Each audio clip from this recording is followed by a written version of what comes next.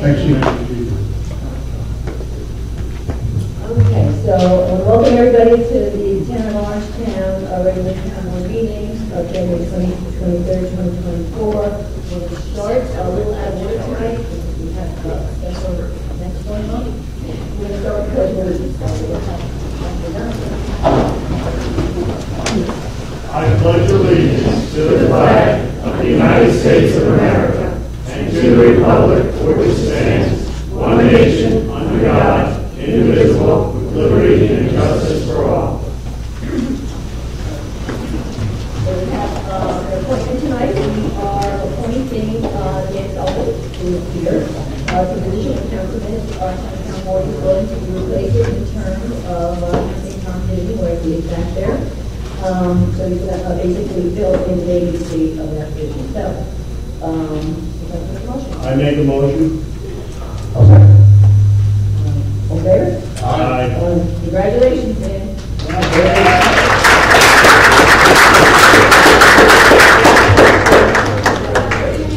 Dan, we're going to have the town clerk swear you in.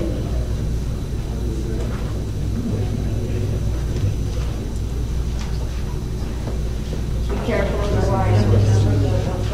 Be careful of the wire. Watch the wire.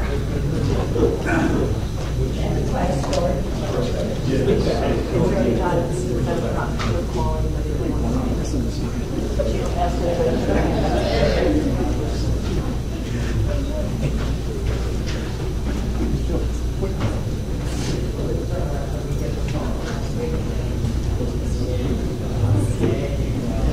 Dizzy?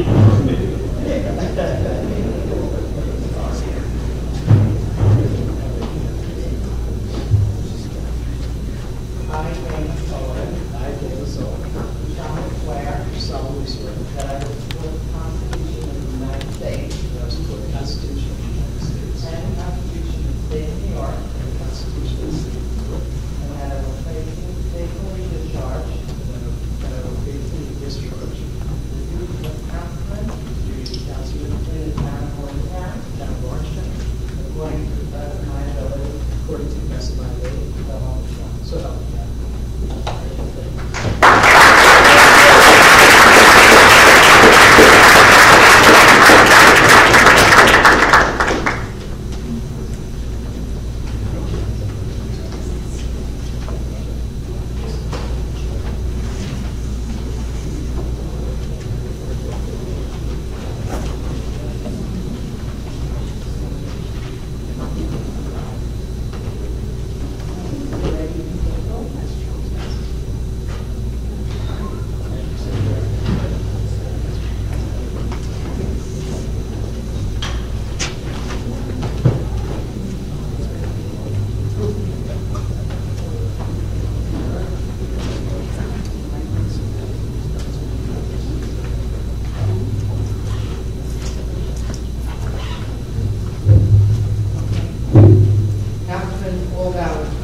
Here. Councilman Jerry Vittori. Here. Councilman Brian Donahue. Here. Councilman Daniel Sullivan. Here. Supervisor Teresa Pettit. Here. Okay, so we're going to start with the workshop of our agenda items real quick. Okay, so our first agenda item 3, which is outdoor parking and storage vehicles. Just to be very clear, that this has nothing to do with the campaign, but there's an application down at the industrial park for some kind of parking. This is totally unrelated to that. That's for the planning board, and this board has nothing to do with it. So this has to do with outdoor storage parking that we allowed during COVID, and there's a couple of companies that we determined to make it something that they can do every 2 years. I think it's 2 years or 1 year. 1 year. So when they renew it, then every year they can come back and we have the option to renew it. But it has nothing to do with the application for the planning board. No any confusion there. So that's number 3 and 4 and 5. And 6. And that's that. So we're going to be first 1 hour. Okay. Number 7 is this is the South Line parking legislation that we've been working on for quite some time. So we're going to continue the public hearing. We had met several times, and some changes were made, but these changes were made, so hopefully get that adopted. So that's 7 and 8 and 9 and 10. Number 11 is again another continuation of the farm winery cidery hearing that's been going on for seems like 50 years. That's 11 and 12. Then we have 13, I don't know what all of but these basically appointments to our boards and commissions we do on an annual basis for the most part. We have appointed Shirley Goble Christie to the chairman of the AGA board, Orangetown Architectural Community Attorneys for the review. Also, we appoint her as a member for a 3-year term. We appoint Brian Atchison to the ACA board. We appoint Mike Mandel to the Orangetown Board of Ethics. We appoint Steve Bernasconi to the Orangetown Board of Assessment and Review. We appoint Margaret Rasso to the chairman of the Historical Area Board of Review. We appoint Quincy Van Wyman at 19 and 20. We appoint Walter Wedgie to members of the Orangetown Housing Authority Board. And I guess Walter Wedgie is also the treasurer. 21 recognized the reappointment of Nancy Kiernan. She's the Secretary Lieutenant Representative for the Orangetown Housing Authority. 22, we appoint Tom Warren to the Chairman of the Orangetown Planning Board. Number 23, we appoint Lisa DeFisciani to be a member of the Orangetown Planning Board. 24, we appoint Charles Scipizzetti to the Chairman of the Orangetown Sanitation Commission. 25, we appoint Tom Zavetti to be a member of the Orangetown Sanitation Commission. 26 is a new appointment. Dennis O'Donnell is going to be replacing someone on the Orangetown Sanitation Commission. 27, appoint Michael Bosco to the position of the chairman of the Orangetown Zoning Board. Dan has vacated, who's going to be the chairperson. We appoint Tom Quinn to a member of the Orangetown Zoning Board of Appeals. Appoint Billy Valentine to a member. He's going to basically take the unexpired term of Dan Sullivan. Then we have number 30 is set a public hearing. It's regarding a stop sign. We did temporarily now it's going to become will become a permanent stop sign over the corner of Moyes and Gilbert. Number 31 is grant writing services. So we've been using LaBerge for the last 2 years or so. We just had some kind of billing issues, for lack of a better word. So we just thought we would try somebody new. So we can do a bunch, came up with them. So this is basically you pay them monthly. If we're not happy, we can terminate them. And we looked at it, everything looks good, so we're going to try some new for grant writing services. Number 32, award to Glencoe Supply. This is the highway department is going to buy into those message boards that you see around town. So they have two. That line can take on we need some more time. So highway. Recommended buying is in that bid. Number 33, authorizing the agreement with the New York City Football Club. We've done this field over the Orangetown South Complex. We did this last year. We're renewing it. Number 34, approved extension to the agreement between Rockland County and Rockland County law enforcement assist with diversion. This is basically part of the diversion program that the town participates in. And basically it's reimbursement, so that's a good thing. Both projects connected, they're both. 35, approving the license agreement with Town of Ramapo to use for the fire range. Again, there's no cost to Orangetown. 36 is to create the position of planning assistant in the Office of Building, Zoning, Planning, Administration, and Enforcement. This is someone that's been in the works for a while for the building department. We're trying to get somebody with some more planning background for the position. And then we have your standard acceptance 5 and one for our town clerk down there, number 38. The town clerk increased the town hall use fee for marriage ceremonies to $100 from 50. So we're increasing that, and that is it. So, you want to go to the public hearings first? So we have the public comment.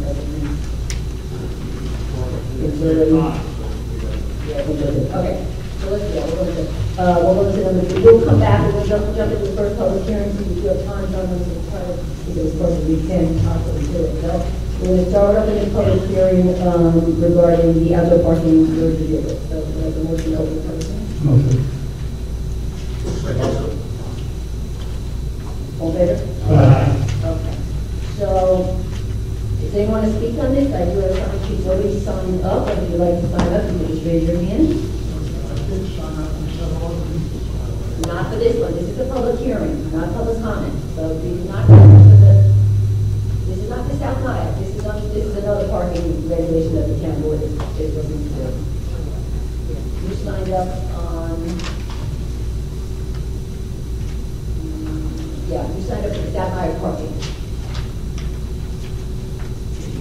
You want to speak?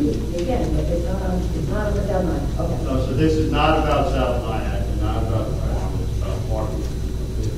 Yeah, basically, it's Blue Hill parking, we allow them to park the park, extra parking with the vehicle. So it's a one-year permit that they're applying for. Does anybody want to speak on this?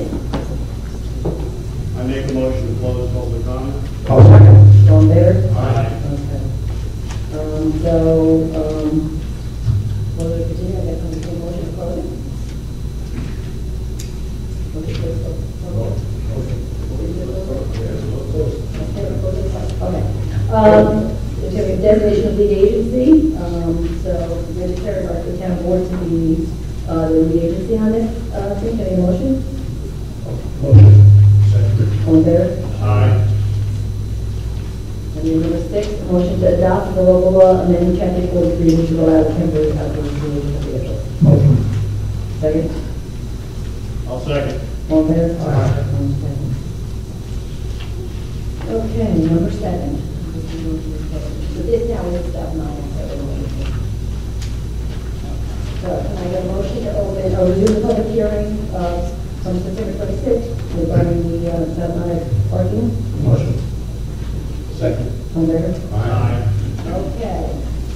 So whoever speaks to the microphone over here, there's 5 minutes for a public hearing. Just to the top over here, I know that we'll try to keep that time.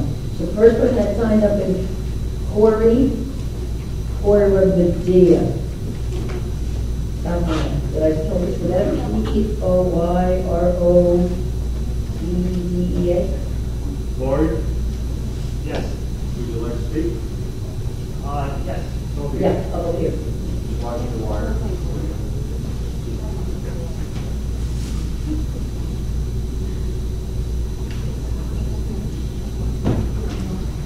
Hi, good evening.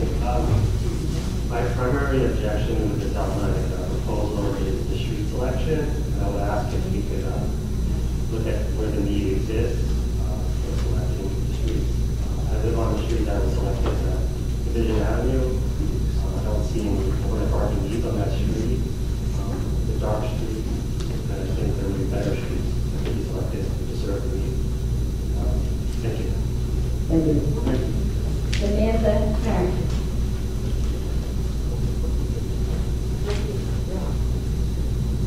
Samantha? Oh, I did one. Okay, good. S.K. Bailey?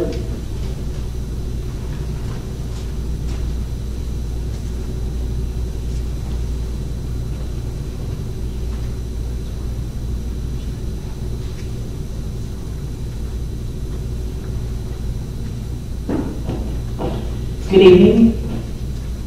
S.K. Bailey, South Boulevard.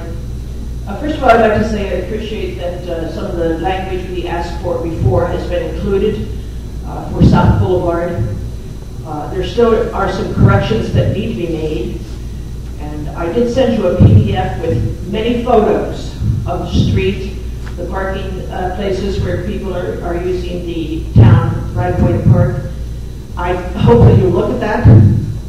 And I hope that you will not vote on this tonight, that you will allow corrections to be made. And again, I would suggest to you that if you would like a committee of local people who could sit down and look this through, we could resolve it like in one meeting, I'm sure. On South Boulevard, in Section 3, Paragraph 5, the directions are ridiculously convoluted. There are about 30 to 35 people who need to park cars on the east side of South Boulevard in the right of way. There are 2 where people have dug out the the bank on the mountainside in order to make space on the west side of South Boulevard. I would suggest that I would suggest that the amount of space given for that should go from Upland Drive all the way to Old Mountain Road. And the reason I say to Old Mountain Road is because the same situation also exists in Upper Grandview. If there is inclement weather coming, if it predicts a snowstorm or icy sleet, snow, anything, people will run park on the town right away. So I suggest that we include that all the way down to Old Mountain Road. If you have your laptops, you can follow along with me. This is a PDF. In section 5, subsection 7, relating to prohibited parking or standing, again, there's a very bizarre method for locating the zone, an exception to relation of a private driveway in a grand view. And it establishes a limited exception to the prohibition in a 375-foot zone located somewhere near the border of the former village without further defining the exception. In other words, taking this subsection as it is written, you can apparently park in the traffic lane within that 375-foot zone. Pretty amazing. I think that needs to be corrected.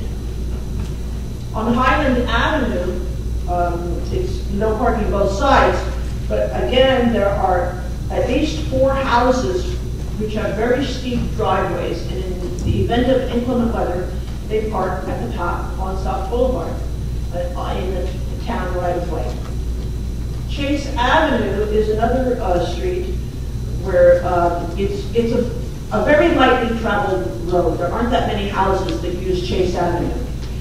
But there is a particular house at the very corner of Prospect Street and the old part of College Avenue, which is now called Chase. And these people have no place to park except on the town right-of-way. And I was talking to them recently, and they have, at considerable expense, installed an electric car charging station for their electric car. And so they have to park the car on the town right-of-way in order to charge their car. This is going to create an undue hardship for them. I suggest that they be included also in being allowed to park on the town right-of-way. And then moving downtown to Gessner Avenue. The 300-foot no parking zone on Gessner Avenue creates a problem for disabled access. The hill leading down to the water is very steep. So anybody who has to be driven down in a car, there's no handicapped access parking space. I think that's against the law. And then event parking. The consultant study said that Nyack has 5 street fairs a year. Well, in fact, they host events and festivals, and South Nyack provides free parking for all those people. There's fireworks, there's jazz festivals, there's the Halloween parade, there's the exotic car shows, the classic car show, and I can go on and on. Many of these events are creating an actual physical danger to South Nyack residents through the traffic congestion and the dense parking. The fire or ambulance response to South Nyack during such events is beyond slow. Okay, I'm gonna have to stop you. Okay, I just want to suggest that if there can be alternate side of the street parking in some of those streets during an event, at least the people who pull over and the ambulance could get through. So again, if you would hold off on voting on this until we can see the new language, we would be very much appreciated. Thank you. Thank you. Next we have Michelle Diaz.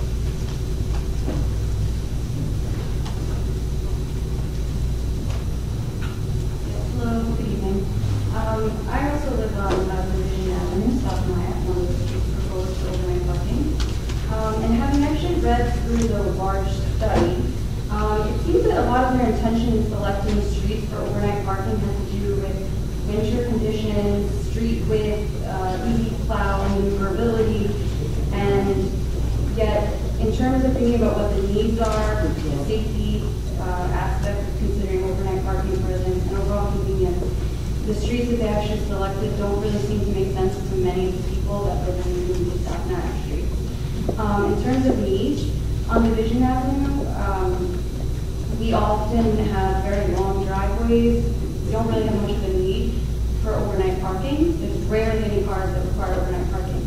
Yet right along Depot, just right the street next to us, there's between 8 and 12 cars I've counted in the last 2 weeks alone that regularly park overnight. So basically, those people are parking right in front of their own homes. It's not an inconvenience to anyone. It's a very wide, equally wide street according to the study. And yet it's better lit because there's a park, a public park there, there's a fire station, there's street lights, those people would now be forced to walk onto a dark street, Division Avenue, with fewer spaces allotted, to park in front of other people's homes on another street, and then walk for seemingly no good reason. It just doesn't seem that the needs are really meeting the people who actually require the parking, and I'm sure this is a circumstance in other, potentially other of the streets listed. Another thing was just there was a mention about a concern for public safety with overnight parking. However, I feel like if you limit the overnight parking to, again, streets where people that actually live on that street are not utilizing it, you're forcing other people who need that parking to walk potentially on dark, poorly lit, less traveled streets to walk to and from their car potentially, at night, early in the morning to go move their car. And I don't see what that does for public safety to have people having to walk several blocks to and from their vehicles. And it's certainly not convenient. And then if those streets are full, like on our street, you can maybe accommodate only 9 to 10 cars on the one side allotted. So if that's not even enough for the people that live on our street, and this is open to not only residents, but it's not specified if this is for visitors, or if this would prevent people coming from Upper Nyack, other parts of Nyack, to park on these streets as well. If that's full, then it just pushes these people even further, having to go to the next street over, which could be forcing them to walk several blocks just to park their car. And it doesn't really seem safe, in my opinion. It just seems actually counterintuitive to safety. Why not just allow people to park in front of their own homes that we've been doing for the last however long this hasn't been enforced? My other concern was that there's really no specification on the timing for overnight parking. It was listed in some sections as 3 to 6 a.m., but is this actually going to be enforced, or what's to stop people from just leaving their cars on these designated streets for days at a time? Because we also know that their 2-hour parking during the day hasn't really been consistently enforced either. So what's to prevent, again, people from out of town just coming to utilize these streets for parking, and they don't actually live within the vicinity of that street, and they're just taking up room for the people who live there. And so there was really no mention of time or consistency of enforcement for these parking rules. And then really, I'm just wondering what the concern is to not just allow people, as we've had in the interim, to just park on the street overnight, unless there's been some wave of crime related to people parking in front of their own homes on certain streets. Otherwise, perhaps we should look at streets like Broadway or Depot that are well lit, wider streets, better traveled, rather than to push people onto quiet side streets that don't really have that many spots available and have no street lights. As a woman, I don't really feel like that would mean that I would feel safe if I had to walk several blocks to and from a car for seemingly,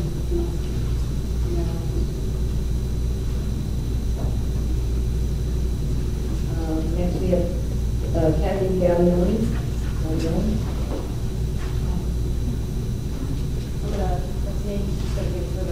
Okay, and that's George Gallioni.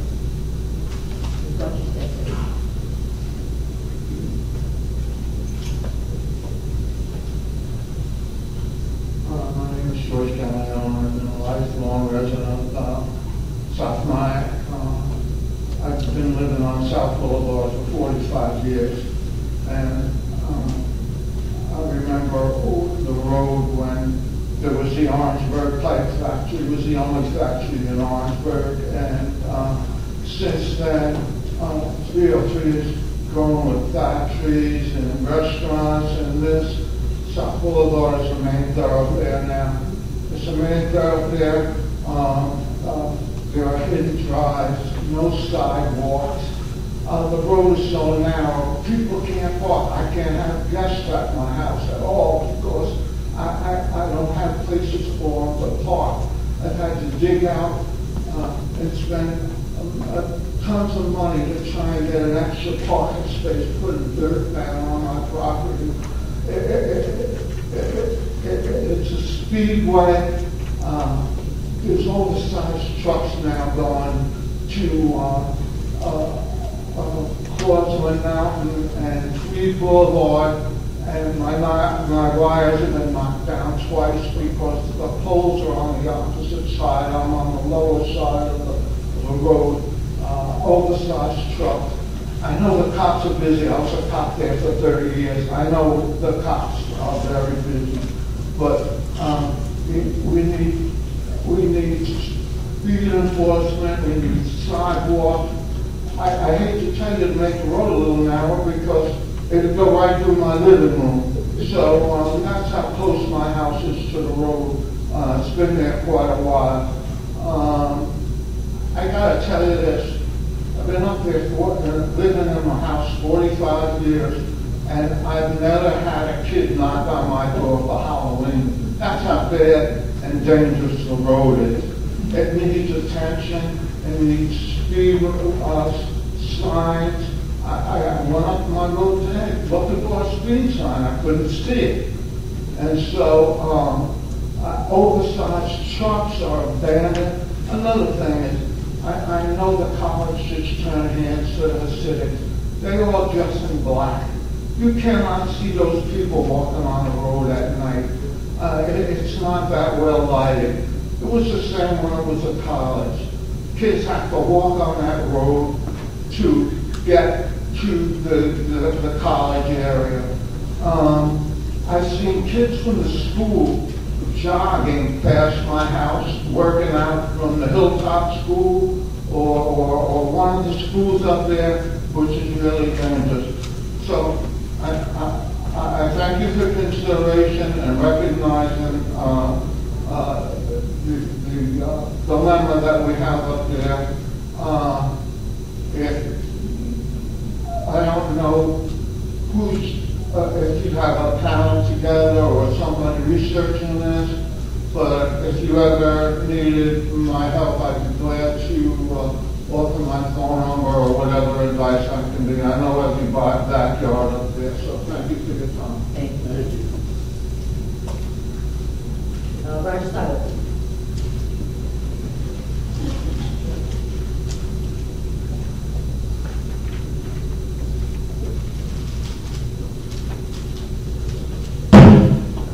Good evening. I'm Roger Seiler of Baraka Avenue on the hillside of South Miami. Most of my questions and objections have to do with the way that this law is written. In my 46 years of public service, this is among the worst, most unintelligible pieces of writing that I've seen. For example, Section 3, Chapter 39, Article 1, Subsection 39-3, Prohibition of all night parking, enable exclusions for select streets by adding within this subsection a new Section 5 of the Hamlet of South Miami as follows.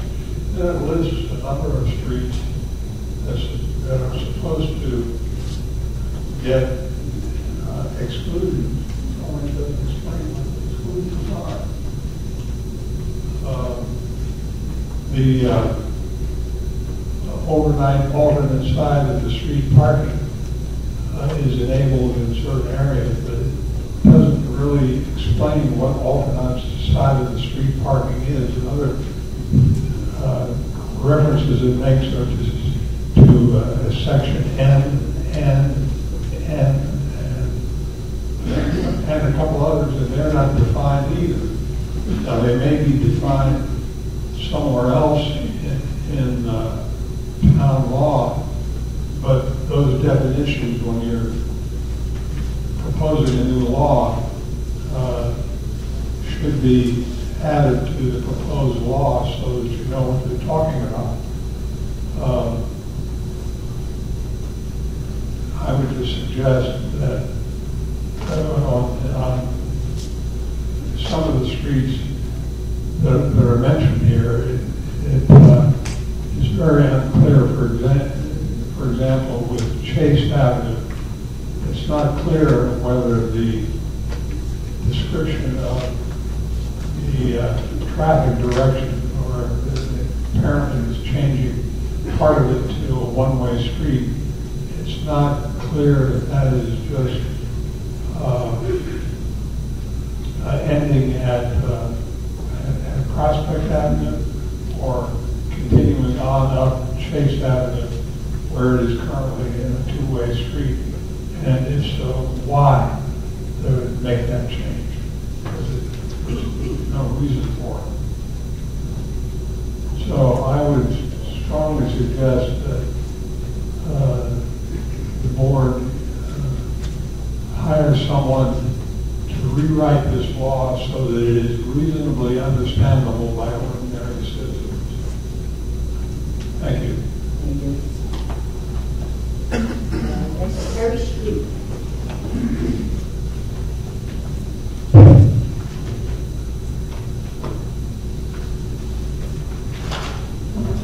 Hello, I'm another citizen of South Nyack and of Division Avenue, and I'm here to speak about Division Avenue, but also about parking in general in South Nyack. And but first, I just wanted to commend all of you because this transition to Hamlet has been, to our mind, my wife and my mind, has been very well done, and we appreciate all you've done to make it so.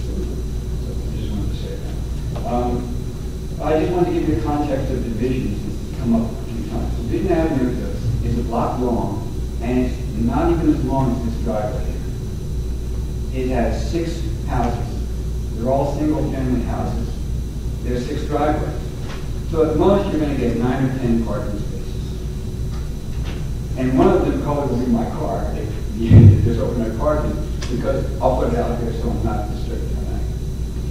The other thing about Division is, on one side of the block is a beautiful church, which is used quite heavily. And so it's not just Sundays, Tuesday nights, Friday nights. There's things going on, and there's traffic. And it's a wonderful church and a wonderful population. We have no problem with it, but it's busy. On the other side is the firehouse, the South Orangetown Firehouse, number 1, which goes out 3 to 5 times a week at night. So they need access because they go right out onto Division, or they go right out onto people. And it's a safety issue. Division's narrow, and they go out, and they go hard. And they have to because they're saving lives. So we have, the residents of Division have these 2 entities. So, but that's not the only thing. So we are just a block away from Cedar Hill. So we're a block away from Nyack. Every street fair, every parade, every event, everyone is parking on our street. So we are busy. And to pick out South Nyack's Division and the north side of Division, which is resided in by, of the 6 houses, there are 7 people over 65. And many of them, myself included, we take care of small children. There are 4 children on block under the age of 11. So we go to bed early, and so do all the other people in our block. We don't need overnight parking. Everybody has their own driveway. Now, Broadway, Brookside, Piermont has a lot of people who need overnight parking. They don't have driveways. I don't know why they didn't put it. If you're going to put in for overnight parking, put it on one side of Broadway, on the east side of Piermont. It's a nice long street. It'll serve a lot of people. But to push people onto Division just doesn't make sense. And so I urge you to really just, in terms of this overnight parking, strike it. Maybe the easiest way to solve all these problems is just to say, except where there's absolutely impossible, let's just say alternate side street parking everywhere in South Nyack. It might be the simplest way to go. But to designate a street like Division, which already has all these burdens, I think is unfair and is not looking at who's actually living. Thank you. Maria Slaughter.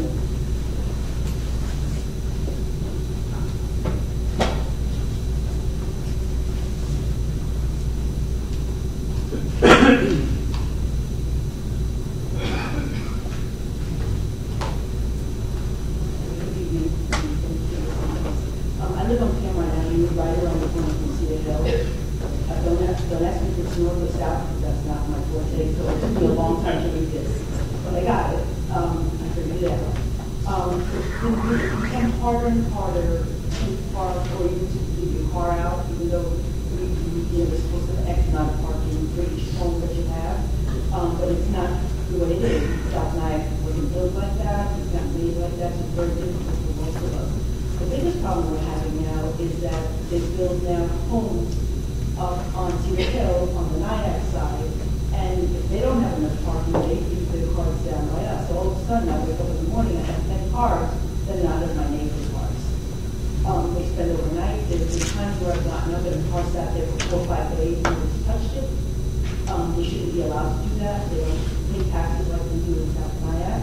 I don't mind the residents, what do you call it, the street fairs, because I like to go to them. But it's a burden to us also. I get it. This 4th of July, I'm sitting on my deck and this man's offering me money to parking my parking spot to get into my, and it's very disconcerting. It's really destroying the peacefulness of what the South Nyack is. People should have fun, but nobody's watching who's doing this in South Nyack where they're parking. Nyack is getting all these funds, and like someone said before, and we're giving them parking. That's what's happening. Before we dissolved and we were no longer a village in the hamlet, we had to start talking about how we're going to fix that because we came going to the neighbors. And now, a lot of families have left and there's a lot of new young families on the block. And I'm really happy to see that because we need it. And there's a lot of young kids. So the cars are coming down Fairmont Avenue, and that's where the police department's coming and the fire department's when they have to get over to the bridge. That's the road there. They really don't have a lot of space to go through because you have people parked there for hours and hours and days and nobody moves them. They need to be, something has to be looked at. And then we don't have enough parking for ourselves either. We're trying to follow the laws. We follow them with South Nyack. We said if you wanted to park at night with your permission, call the police and give us a few hours extra because we have families come over. I'm willing to do that again.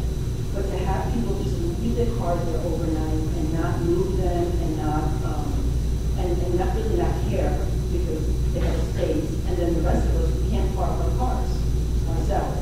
And the other thing is the speeding has become really speeding down. And with all those cars parked there, it's going to be even harder. One night, a few months ago, I called you all. I'm sitting in my house, and a car came down. We literally knocked down the sign in front of the house that says no parking on that side, and it was flat.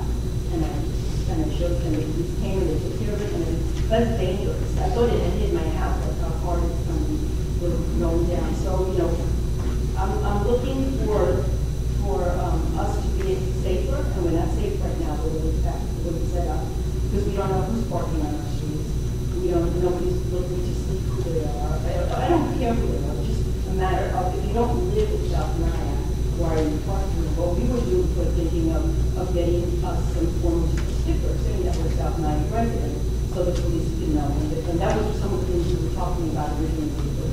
Which that would be another topic because right now they're just trying to get us to figure out where can we park. But to figure out where we can park, and if we have a visitor over and we're asking you at least know that that person is a visitor to our homes in our community, and basically and usually after mostly after 7 o'clock at night.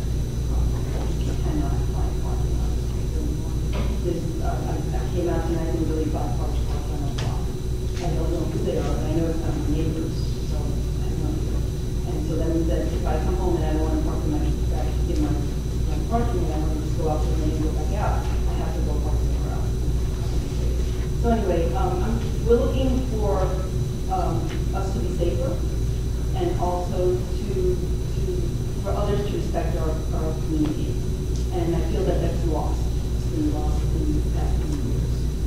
We don't have the noise levels, the hundreds of people that come down during the parades and everything. It's just not out of control because we're not getting the revenue, not getting the revenue. And it's destroying our streets because they're hitting our cars, they're going into our neighborhood. One guy just didn't care back right up into somebody's back into their driveway and came back out. And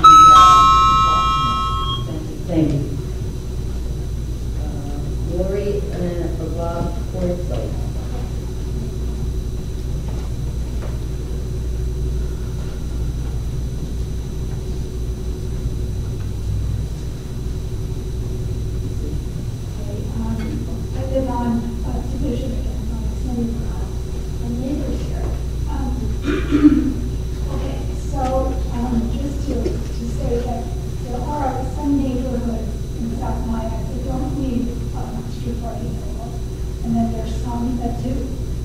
So I really, I mean, my perfect scenario would be if you need to park in front of your house, you should be able to park in front of your house. We all pay a lot of taxes. And I understand that that woman was concerned about safety. People are just parking and perhaps not leaving, and you don't know who they are. Perhaps just a simple sticker or some sort of the ticker, you know, with a number, you know that number of car plates with that address. That would solve that problem. So we would know who's in front of whose house. So anyway, that's it. I just think that it shouldn't be more complicated than that. You should be able to park in front of a home if you want to, if you don't want to. That's that. Okay, so that's the last person who signed up. Is anybody else here who'd like to speak? Me. Okay, well, that's what we hear first, so just, again, just say your name for the record. Yeah, good evening, Jerry Idleway, 3C Shadyside Avenue. First of all, I want to thank you for your attention to this matter and for listening to the residents and incorporating many of the comments we've been asking for. At this point, though, this process has been going on now for many, many months, and I can see that if we continue this public hearing, you're going to continue to get more and more input on this. This is covers a lot of area, a lot of different issues. I would encourage the board tonight, go ahead and adopt this law as it is tonight, but then continue to receive input from the residents. It may need some tweaking over the next few months. Continue to collect input, and if necessary, in a few months, do an amendment to it to those tweaks. That especially gives you some time to see how things are working, see how the residents are adopting it, how they're dealing with it, and get other compensation. But at this point, I think we really do need to get this codified into town law at this point. So thank you for your attention. Thank you. Gentleman, right Hello. Thanks for bringing this to attention. Thanks for the entire block of Division Ave. My name is Justin Jaffe. I'm the resident of Shadyside along with Jerry. It's clear that South Nyak's not a monolith, you know, as we've heard from our neighbors on Division Ave. Hearing that a lot of folks don't feel the need for overnight parking because of concerns over who might be coming there. I hear your suggestion about a pass that correlates to residency, which I think is a great solution. But I'm also just kind of here because Jerry and I live and collaborating along with our whole block on an association. Like so many folks, we're really at the nexus of traffic issues and overnight parking, and we don't want to. We understand the different boards. I'm actually hitting 1 year on my close today, so I'm still navigating the politics of this. I'm new to thank you. I'm new to South Nyack as well as Orangetown. But for me, I think it's that old adage like don't let progress be the enemy of, or don't let perfection be the enemy of progress. In this instance, aside from the fact that this has been exacerbated for many months, hearing folks talk about inconveniences or talk about their driveways. I'm sitting here, I don't know why I got here late, so I'm next to them. But I'm envious. We don't have driveways, so the stakes are high for me. I just wanted to quantify and codify why we're feeling so urgent about this being adopted. You know, we did get a notice a few days before Christmas that ticketing would resume for overnight parking. It suggested the purchase of a permit that's for like a lot, at least a mile or two away from all our residences. So we're interested in an equitable solution. We agree that South Nyack is not a monolith, but we think, and I think there's more folks on our block who couldn't be here who do have driveways. We call them allies. That adopting something now is at least going to put a precedent in place that protects our cars from being ticketed or towed when we have few other options for discourse to follow. Thank you. Yes.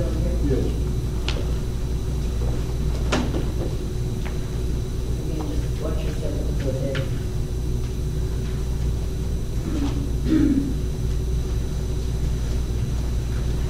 Yes, good evening. My name is Paul Sacker, 24 White Avenue, South Nyack, and have for 25 years. There's never been an overnight parking at all from 3 to 6. But there was always a contingency that you could call the South Nyack police and get special dispensation when you need it, or when a relative relative visits, maybe park on the street or something like that.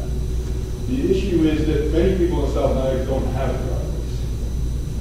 Brookside is a perfect case. White Avenue is another one. There's several houses without driveways. There isn't even an option. I imagine that the people who have driveways are some of the people who didn't show up here. And also, it seems White Avenue is one of the streets like Clinton that has a 2-hour parking limit on it. I've never seen that enforced, ever.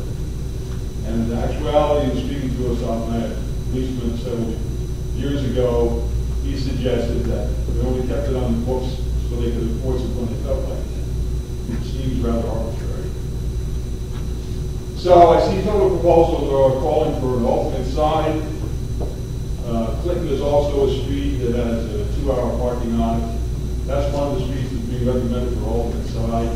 I guess my question would be, why wouldn't everybody have the opportunity for an alternate sign? It seems like a good solution. There's still no parking during the snow emergency, which makes perfect sense. But without the recourse of being able to park occasionally from 3 to 6, the alternate side seems to take care of that issue. I suppose that's all I'd like to say. Thank you. Thank you. Anybody else who hasn't had a chance to speak that?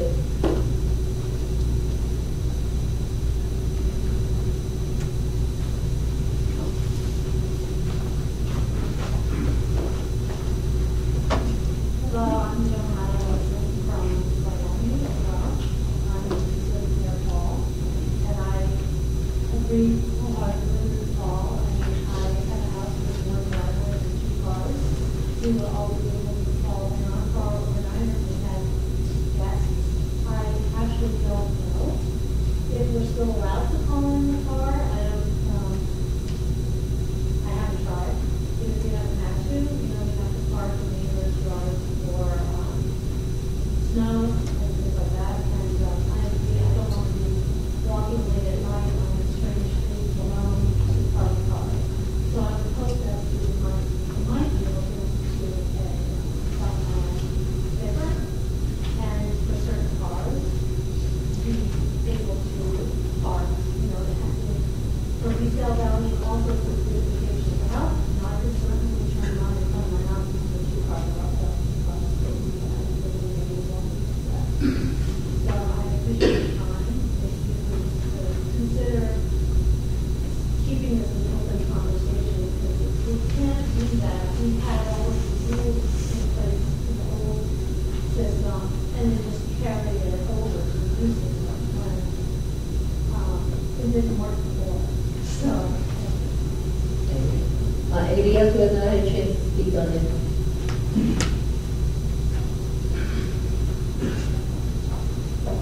Hi, good evening. My name is Barry Shur. I live on Brock Avenue as well. And I must say, quite a powder keg issue to have such a packed auditorium, a beautiful auditorium. So congratulations on the building. And I appreciate the board tireless efforts in regarding this situation. It comes in as kind of a very personal meeting. I understand that everybody has no parking thing. The proposed parking specific to Baraka Avenue is exceptionally stringent where my house is. In fact, it's not a driveway, so I rely exclusively on on-street parking. And the proposed rule as it is written excludes parking on either side of the road, which, by the way, is not a dedicated road to the municipality at this time. I spoke with the board, or I approached the board back in September 26th when they had the open forum. I advised of all of these details. I provided a plot land of land to Dansom. The board had asked that I send all of that material to them for review so that it could be incorporated potentially into the updated proposed law. That email went out 2 days later on the 28th. I sent it specifically to the town attorney, Robert Pellegrino, and copied all of the board members. Did not receive a reply to that. I reached out personally to the Forest Group several times, and I got no replies to the inquiry. And the reality is I implore the board to review the issues. Some of them are very specific and some of them are significantly more broader. And I think that perhaps the best solution at this time would be to not adopt this proposed law and to perhaps set up a town or village committee to review some of these more, esoteric, these minute issues and come up with recommendations instead of taking up the board's time, because it is certainly very valuable, and this has gone on for a shaggy period of time. However, that time is also very expensive. I think if there are a couple of smaller committees or a single committee that can come up with a list of recommendations that can be presented to the board in a consolidated manner in a cohesive way, that may be the best way to proceed so that something can be passed and the board, the village, and township to move on with their day. That's all I have to say. Thank you. Anybody else would like to speak on the Saturday parking that is not a change? Okay. Questions? Can you do something with the law? Yeah, I mean, again, most of the comments, I know that the planner did address or looked at, and I know specifically yours was looked at. I don't know that as I'm sitting here, I don't know that this how it impacts you, but I know that he did look at all of the comments. Well, it's not dedicated, and how do we even regulate it? Well, we can't regulate it. Anyway. Right. So I think that was the issue with that particular spot. The road is dedicated. We can't regulate it. Regulations. But it was specific, and there are several specific instances. Okay, we're not, sorry, we can't go back and work for you, no way. I'm just gonna, we're on, as Jerry Lloyd pointed out, we've had presentations, we've had a couple of hearings. I'll say I know it's easy to say, well, simple, everyone parks in front of their house. I wish it was that simple. We make life very simple for all of us up here. It's not that simple, for various reasons. First of all, some of the proposals that South Night was considering they didn't do because they were not legal, okay? They talked about only on South Night residents, they talked about meters, but they got permits, and New York State, for various reasons, is not legal. So that's why it never got done, because that would also be a very simple way to do it. So we inherited a village that had 144 years to deal with this issue and never did, and it's for a reason, because it's not that simple. That's where I'll start. So this board took it upon themselves to spend a lot of time and a lot of money to have a planner, look at almost every street in the village. It took a lot of time from our town attorney, our superintendent of highways. Again, it's not so simple to say you could put up, every street because you have fire departments and you have other reasons where the roads are too narrow, especially in South Niagara. So some of this dismissive attitude, like it's a, crappy water, you guys do a good job, is not understanding how complicated it was. And again, I was on Zoom calls, Allison from my office with the traffic advisory board, Judy, our town attorney, the planner, multiple times. Like, this was not done overnight, hastily, trust me that one. I have to agree with Jerry Louis that I think we need to pass this. It's not, does not mean it's written in stone forever. We have a traffic advisory board. Some of the issues raised tonight about speed on certain roads, this was really just parking. So those issues, when you go to traffic advisory board, they consider doing stop signs or traffic calming devices or whatever. So it doesn't mean that we're done. It means we have to, get something passed. Only the police department is not manageable in a town of 40,000 people. It might have been manageable in a small village, but it's just not manageable. We can't expect our police department to be taking calls and doing that. So all of these things were considered. And when someone comes up and you have people on Gesner who wanted no parking, and so we had to find a compromise. So we came up with, you can't park within so many feet, and now somebody else is not happy with it. There's one fair in this job of everything you do, there's people that are happy, people not happy. And that's when you could go through all over the village and you get out the same thing. Who doesn't want people parking in front of the house? It's the same here in the town. It's no different. People can park in front of the house, they can stay there for days. It is what it is. So I am of the opinion we should approve what we have, continue the conversation, continue continue.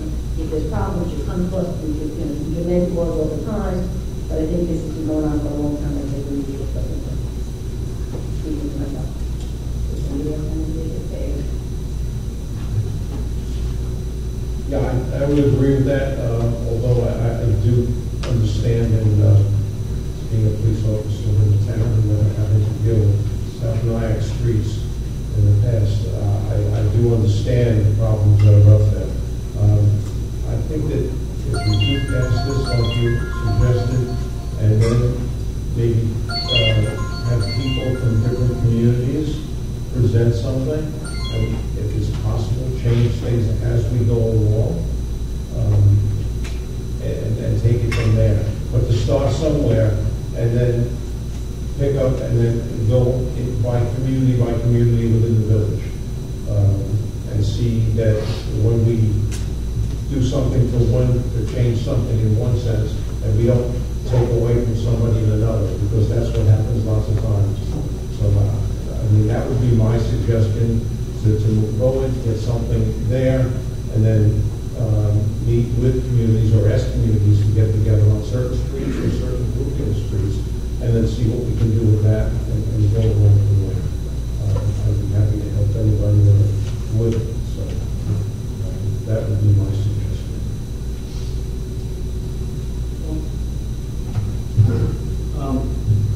This has been debated, and like Teresa said, when we satisfy two people, we upset two others. It's a really tough road to cross, to try to make everybody happy. I also know that we have a traffic advisory committee in town, and things are constantly changing throughout the entire town.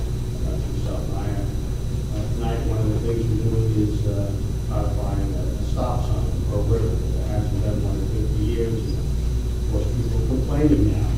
They have to stop. They have to stop for safety. So nothing is set in stone. Always be changed. But I do think we need to start. We've worked really hard at getting this started, Teresa especially,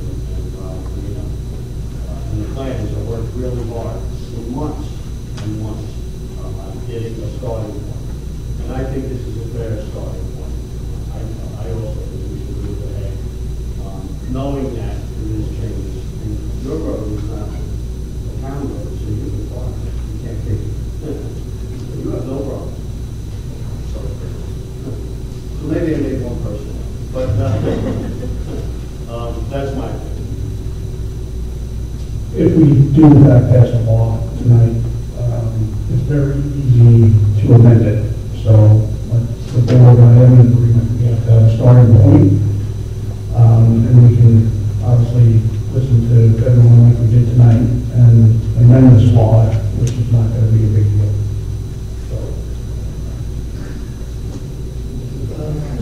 I also agree. It's a good starting point for the law. I also agree with the point that the police are not a good avenue for identifying which cars should be permitted to park overnight. So, again, I think it's a good starting point for the law to proceed further. Make a motion, public hearing. Motion. All in favor? Aye. Number 9, can I get a motion to adopt the negative declaration with respect to the town law 11, traffic and highway self-line? I'm in agreement. All in favor? And number 10, adopt the local law and town code regarding parking lots and meters and the traffic and the highway self-line. Motion. Motion. Second? I'll second. Second. On favor? Aye. So thank you. We continue to keep working with you. We'll get it right. It'll take about 144 years. That's more of that. Okay. Well, we got it work. Okay. Okay. So we're going to open the public hearing.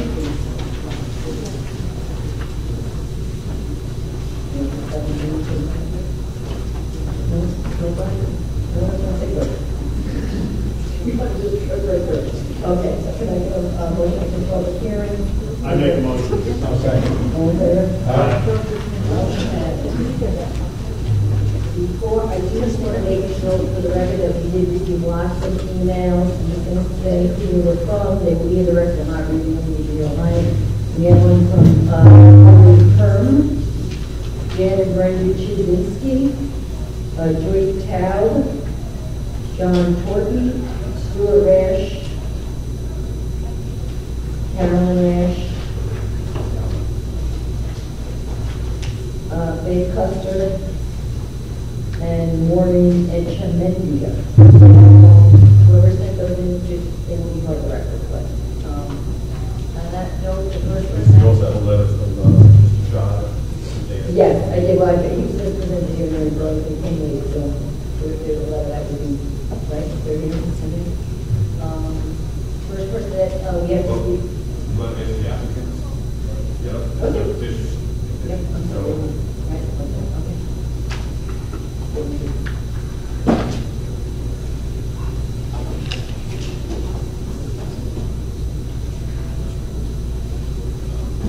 Good evening, Madam Chairman, and members of the board. Thanks for the opportunity to speak. My name is David Chen. I'm an attorney for Jim, Darren, and Elizabeth Howard.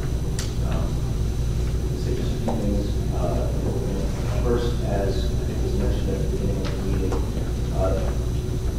this is a proposal that's been pending for some time. I think the original proposal was made back in 2021. I just wanted to highlight that because I think it's important to put this in context. This has been pending for a long time. The length of time has really had a very real impact on my clients and their family farm. You should note that this is one of just 2 or 3 family farms that exist in this town and what is at stake with the proposed zone text amendment, which I am speaking in favor of, is no less than the continued viability of that farm. I would note that we do expect a number of people to speak both for and against. We were somewhat handicapped in our ability to muster a lot of supporters by the fact that we didn't know actually until yesterday whether this would be in fact going forward or not due to a pending case in Brooklyn. I do have, if the board is interested, a number of signatures for petitions that are in favor. I'm happy to submit it into the record, or the board would like to take my representation that there are several hundred. No, you can certainly, you can take it, no, yeah.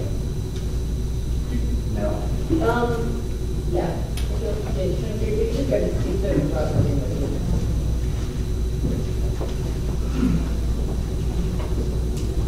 Can you just try to move a little closer? Some of the people are saying they can't hear you. I'm sorry. Is that better? My fault. I anticipate there will be a number of people speaking in opposition to the proposed zone text amendment. One thing I wanted to flag is that I think that what's important, I think, to set the context that what's being proposed here is special permit use. In other words, my clients, obviously, in order to move forward with their plan, move forward with their ability to operate the site rate, will have to submit and have proof of special permit. And I think that as written, the special permit more than addresses the very real and understandable concerns that neighbors have raised over the years, things like noise and parking. So that should be made clear. Before we move forward with this, there are, frankly, many other additional hoops that my clients are going to have to jump through. I think what's been proposed here, 95% of it, my clients are happy with. There are a few things I'd like to flag, though, that do seem like they might fall into the area of overkill. I'll be brief. Page 5 of the proposed legislation talks about additional regulations. One of them addresses gasoline-powered generators. I think that is a little bit redundant with what you see later on, which calls for all noise generated to be in compliance with Chapter 22 of the town noise regulations. I think that really gets at that, and anything else addressing gasoline-powered generators is probably redundant. Along the same lines, there's a provision here that says no live music. I think it's a good prevent the performance of even someone playing an acoustic guitar. That also strikes us as a little bit overkill. Again, I think the part of the application that would require us to be in compliance with Chapter 22 of the town's noise regulation gets at the concern that is being expressed by some neighbors, and we think that's probably sufficient. Second one I wanted to address, there's on the following page, page 6, of the proposed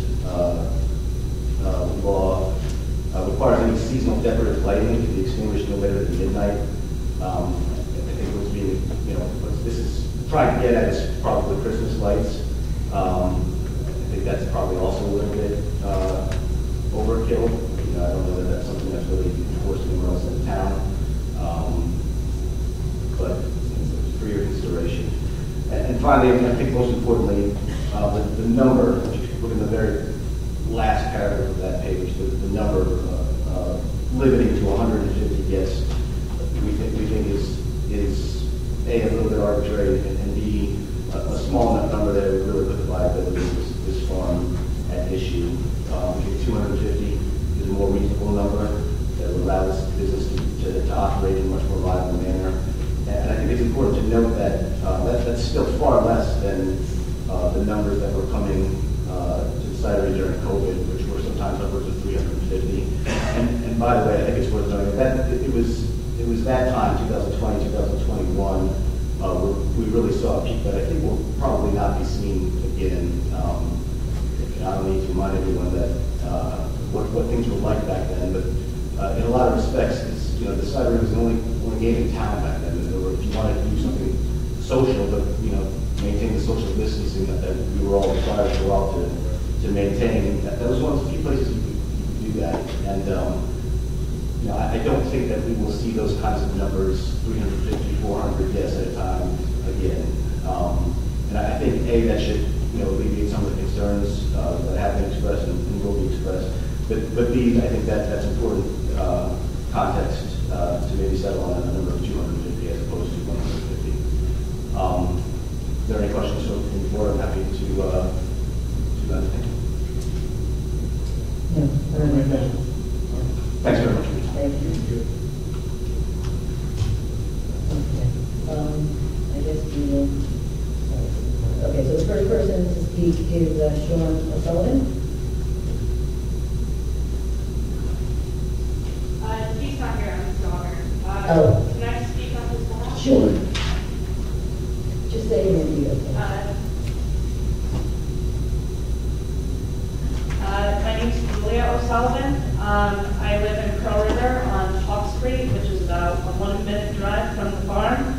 I didn't really have anything prepared to say, but I just want to say that being an employee of Elizabeth, Darren, Jim, and being a guest of the farm for many years, I really hope that the cidery comes back. I feel like it's a positive thing for this community. A lot of people came together during times of during COVID when people couldn't, and I just really support what we're trying to do with this new zoning amendment, and I hope it's approved. That's it. Thank you. Andrea Manship.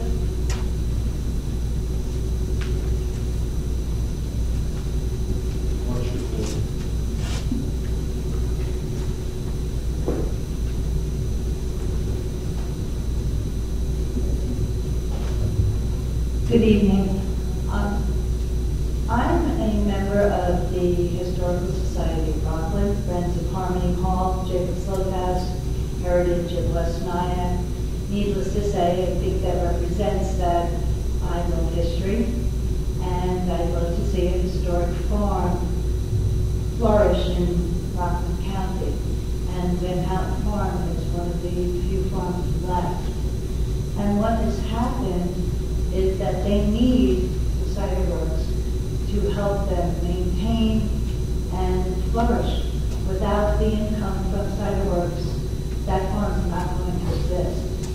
And what happens to farms that don't exist anymore? They get sold to developers. I don't live in your town. I live in your city, about half a mile from Schimp's Farm. And in 2016, Schimp's Farm sold.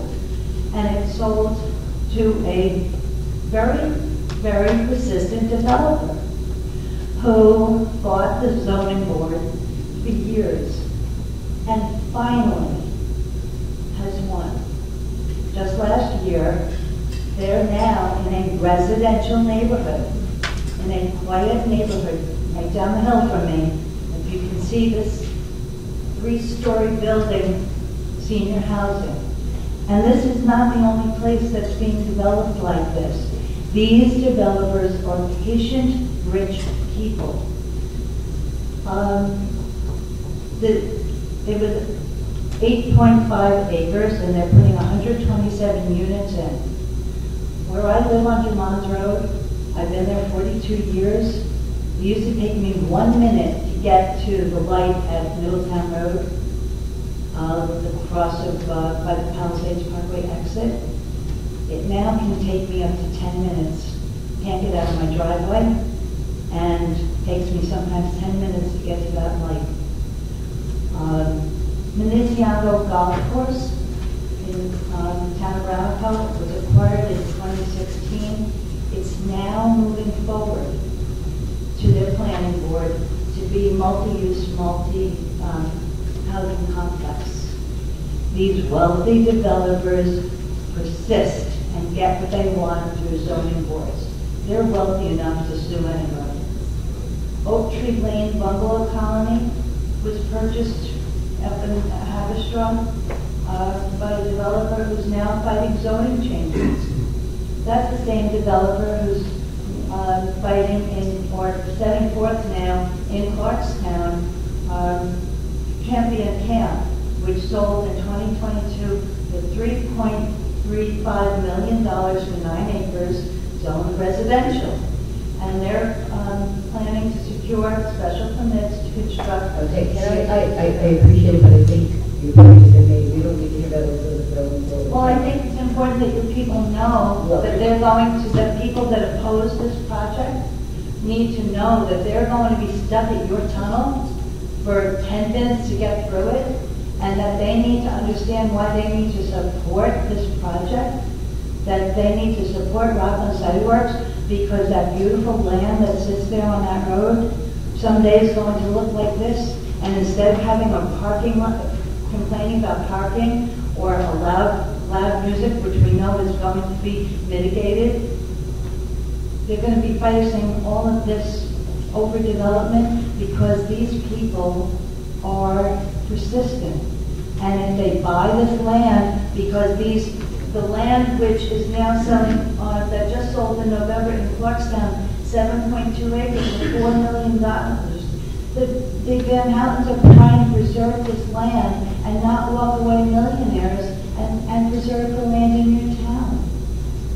And that's why I'm here, to warn people, because, you know, that's what happens. People don't warn people about what's going to happen. They just look at today. They don't look at tomorrow and down the road. There's a little bit of noise now. We'll wait until you see what the noise is going to bring when you have 217 parking spaces next door, instead of a little bit of outdoor fun at a sustainable, beautiful piece of land. Thank you. Joystown.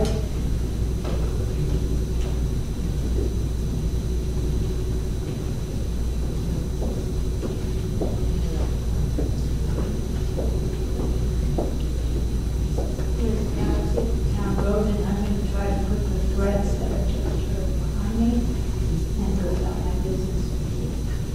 About 2 months ago, I spoke to you about RCW with words I thought I would say for the last time in this setting.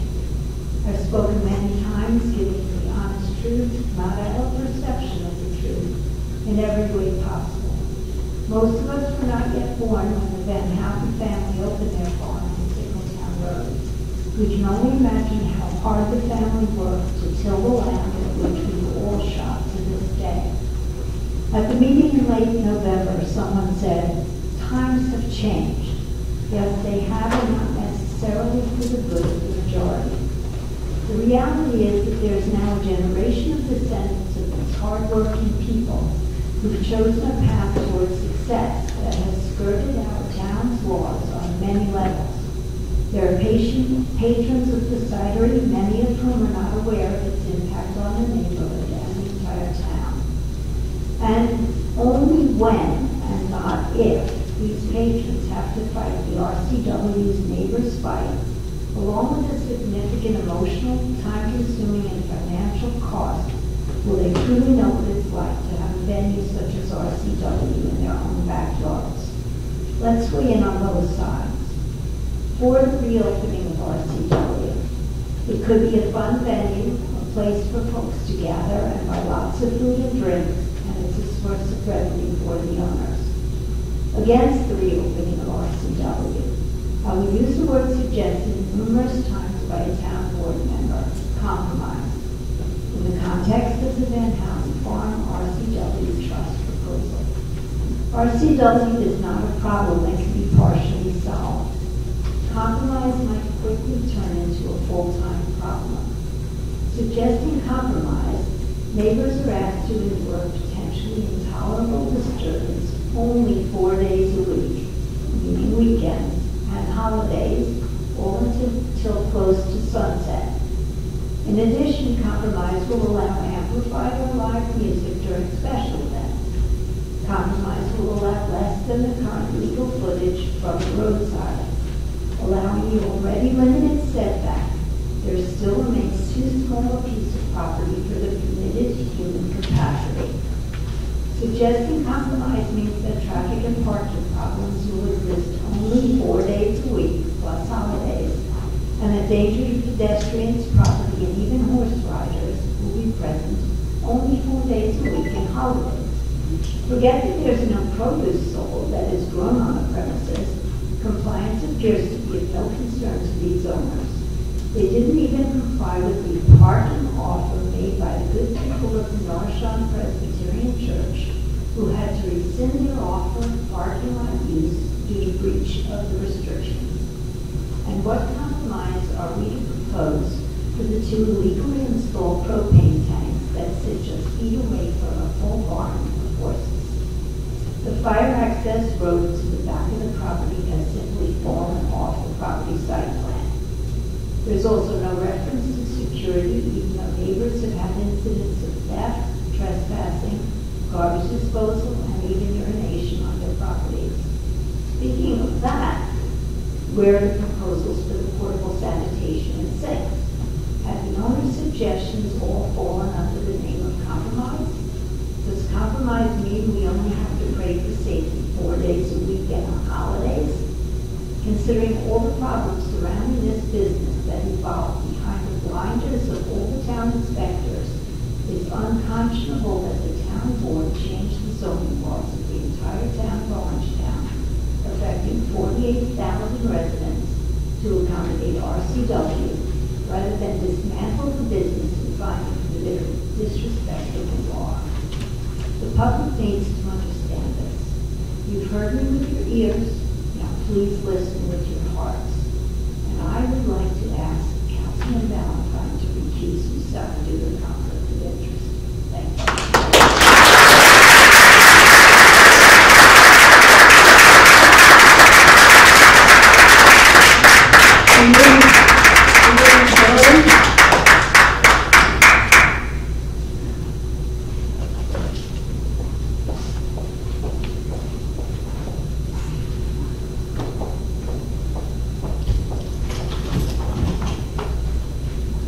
Good evening.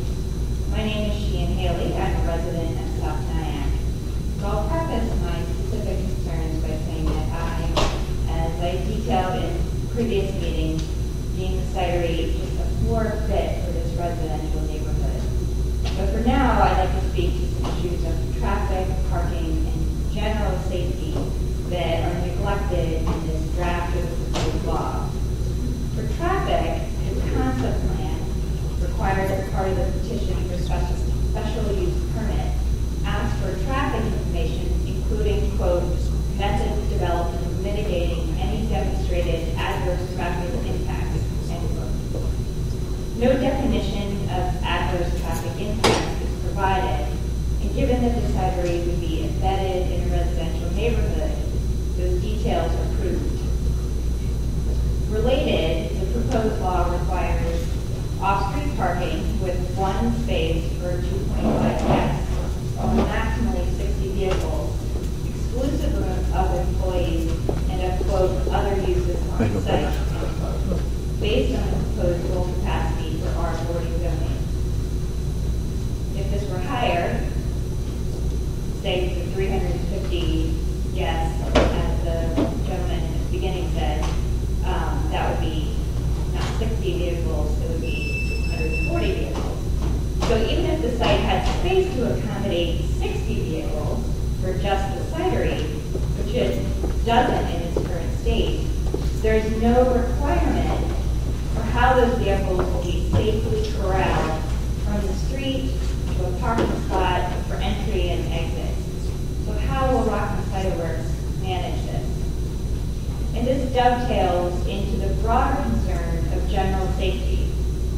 Section 7J of the proposed law cites a capacity cap to prevent this residential use neighborhood and its occupants from being, quote, unduly disturbed. Light and noise are certainly important considerations here in that regard, but what about safety and security? The proposed law does not make any mention of safety and security provisions to protect personal property of surrounding neighbors, to protect unaffiliated individuals, and to protect horses at Silver Rock and their handlers and riders. Lastly, none of the provisions that are defined here, regardless of how vague they may be at the outset, are worth anything if they're not enforced. How is Rockland Cider Works and the town going to enforce traffic, parking, light, noise, occupancy limits? And how will the Rockland Cider Works parenthetically distinguish between a cidery guest and an, quote, other uses on site guest? There's also fire pit use of gas generators, etc., etc. And how will they enforce that to ensure and maintain the safety of a residential neighborhood? After all, if people aren't undoing rules, they're definitely flouting them. Thank you.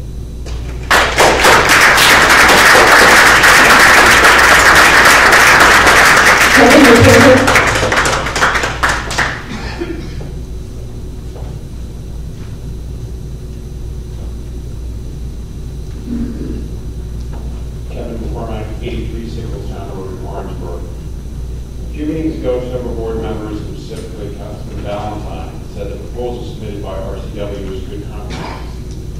I beg to differ. A compromise is when two or more parties don't agree to something and sit in the room and air their differences and work out a solution. Since no one from the town board or RCW has reached out to the neighbors to discuss a compromise proposal, don't we think this proposal is a bit one-sided? The proposal, amongst many things which have been mentioned already, still doesn't really follow town codes, does not have proper setbacks, still uses greenhouses for public assembly spaces, and does not allow enough parking for the attendance they are projected. I was happy to hear Supervisor Kenny say at the last discussion about the cidery that RCW would have to go through all the approval processes with the planning board like any other business would, or any other resident would. What I still don't understand is how the town board, considering the proposal from RCW, the plan does not even remotely address the violations and concerns that the cidery has been shut down for already. Should this zoning change go forward and be approved, it will leave the planning board and other boards to clean up a mess that you're presenting to them. The proposal doesn't require tweaking, it requires a major overhaul. Let's just please stop this now and not kick the can down the road. I can assure you that if this zoning change is approved and this plan goes forward, I will personally be at every planning board meeting to ensure that the plan fits in the neighborhood and follows the town code. I and many of our neighbors have spoken here in written letters about the activities at RCW, not just nuisance and noise complaints, but serious safety and parking issues. Just once, I would like Darren and Elizabeth and Jim Van Houten to get up in front of us and at least acknowledge that the neighbors and the town inspectors have legitimate concerns about RCW activities, including safety, parking, and quality of life issues. Just please acknowledge publicly that there could and is an impact to all of us who live by RCW, even if you don't think so. RCW talks about saving the farm and saving their business on their social media posts and banners that they have on their fences. I ask you, Supervisor Kenny, and Councilman Valentine, who I know have businesses in Orangetown, if the situation came up to threaten your livelihood, you might have to close your business for whatever reason. Wouldn't you try and come up with multiple solutions to your problem instead of changing zoning laws that would have a great impact to a neighborhood? Might I suggest that RCW find another place to sell and manufacture cider and have a bar than in a residential neighborhood? Perhaps go downtown, where it makes more sense to have a venue like this. The Vine Brewery and Gentle Giant Brewery both seem to be doing very well downtown from what I've seen. Zoning laws and building codes are in place for many reasons, including following business standards, safety codes, and ensure that business and manufacturing uses are not put in residential neighborhoods. Changing the zoning laws for one business is an extremely bad precedent to set. What happens the next time a different business comes and doesn't quite fit the area that it's in? Is every future town board going to be questioned subject to, well, you did it for RCW, why didn't you do it for us? I'm not sure I understand why the town board would consider changing zoning laws for a business that broke town codes, did not follow the permit application process or planning processes.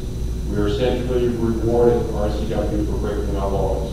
This is almost like giving a new Mustang GT to a teenager who got a speeding ticket and said, good job, go ahead and do it again. Do we really think RCW is going to follow town laws and building codes now that you're rewarding with them after they've broken all these rules in the first place and giving them everything they wanted? Thank you all very much for listening. Please keep an open mind and think long and hard about how important this decision is to the future of Orangetown and the future of our neighborhood and single town of all our roads. This is not just about RCW, it has a much greater impact than it. Thank you.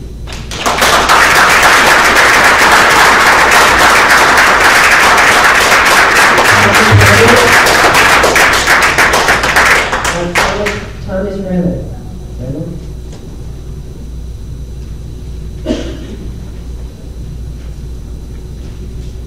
Hi, I'm not Thomas Reynolds. He has to step out to work, so I'm reading this on his behalf and will provide it to you to put on record.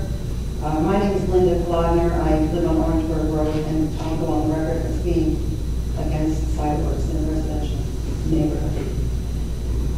Thomas Reynolds, 65 Town Road. I would like to address the parking and security issues that have already occurred and are likely to grow with the legalization of wineries and farm cideries in Orangetown. These issues are linked and not addressed adequately in the proposed law. Parking. The proposed law calls for one space per employee and one space per 2.5 cidery clients at full capacity. This does not include clients and employees of the farm stand or garden center, handicapped patrons, or food trucks. It does not account for any additional parking for festival needs. With 18 events allowed per year, this needs to be considered. The VHF rear parking lot is approximately 202 feet by 53 feet. This is 3 feet shy of the amount of space needed to park 2 rows of 22 cars each based on Orangetown specs for parking lots. The small triangle of open space in the corner at the intersection of Sickletown, well, can fit a few cars, but access to it would remove some parking spots from the main parking area. The far end of the rear lot nearest the stables riding ring is used to park 4 large commercial box trucks, a smaller commercial cargo van, plows, large plant racks, materials, supplies, and a work area between the loading dock and rear greenhouses. The current rear lot seems to be approximately 25 people, 10 spots less than the 150-person R40 capacity needed for RCW alone. The width of the rear lot has historically been much narrower and shorter than its current size. The area for plant display, care, and storage has shrunk since the opening of RCW. Aerial photos show this. We're losing the very business that the cidery is supposedly saving. The church lot may not be used for overflow parking lot as per the church itself. Prior to 2012, a fire access road from the rear gate to the rear greenhouses and stable was noted on the site plans. Why was this access lane removed and by who?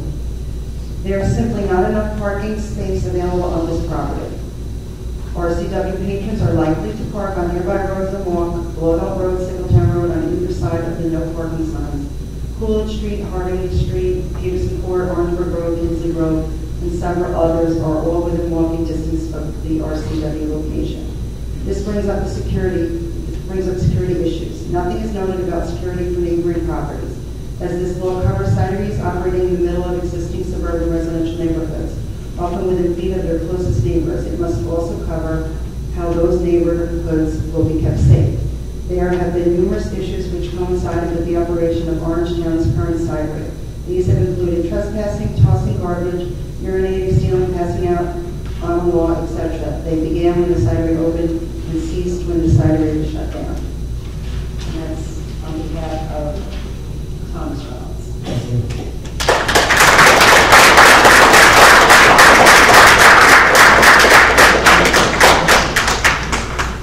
Charlotte Reynolds.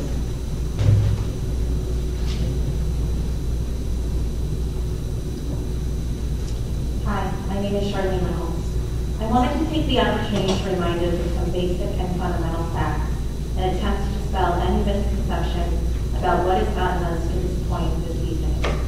Van Houten has always been a gardening center located in a residential area.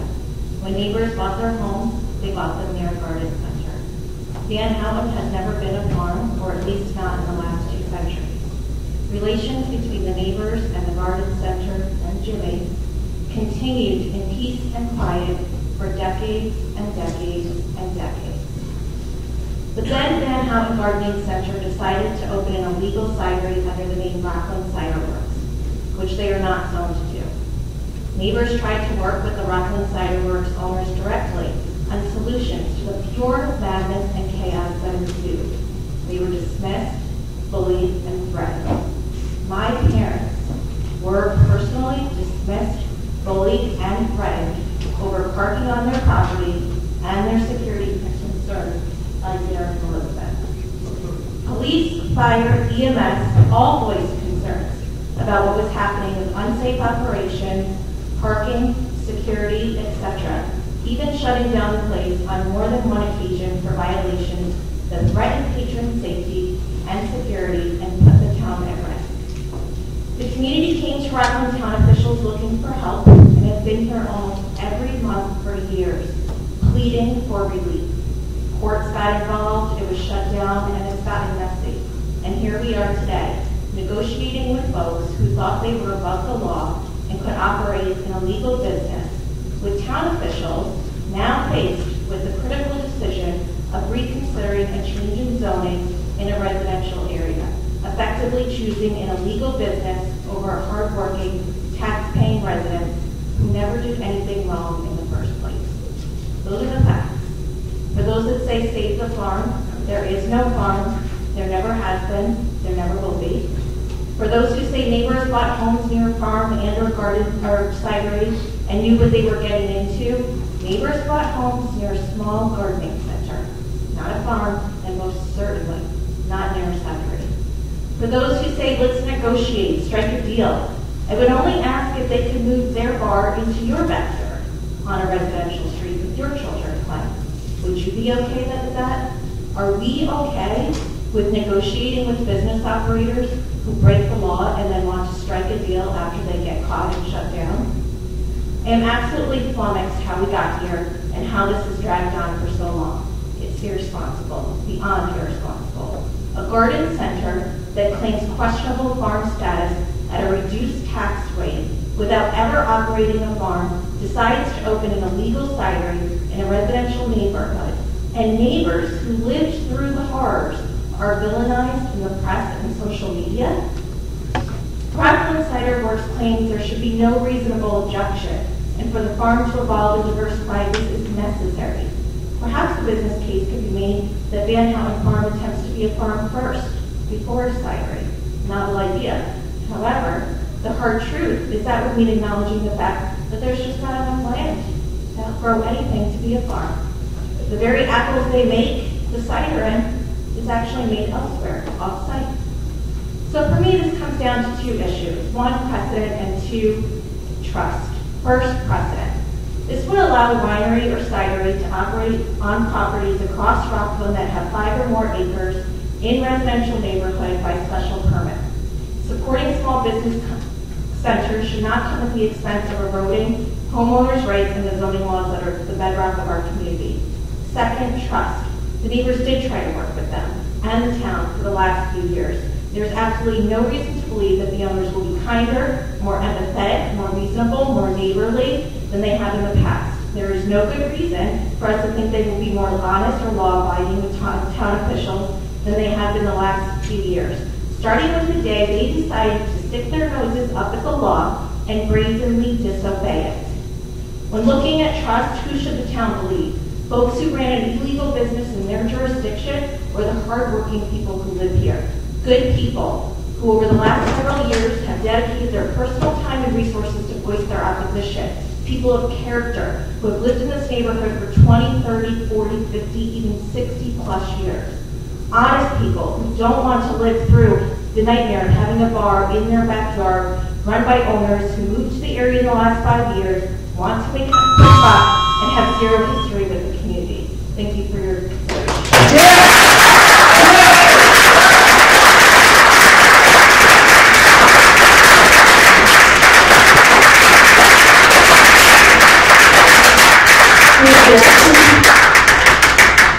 Steve Jackson.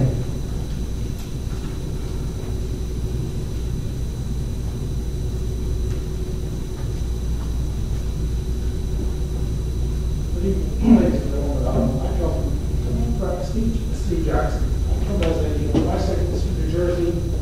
I've been biking for 10 years, leading people in Rockland County. Now it's one of the places I really enjoy going to. I enjoy the work and food. And I was there in 2020 when they started the cidery, which is a place where to keep things. And I did want to make a comment about the comments about traffic and noise. I also have 40 years of engineering experience. I've worked on these problems with trust and regulation. And one thing I think should be considered by both parties if this moves ahead is having cameras that watch the traffic and the noise. You can record what's going on. You can accusation of both sides of traffic, noise, and time. You can record what's actually going on during these meetings. During the event cidery events and say, if you apply the law or they don't. That's all I have to say. Thank you. Betsy Norwood Dorfer.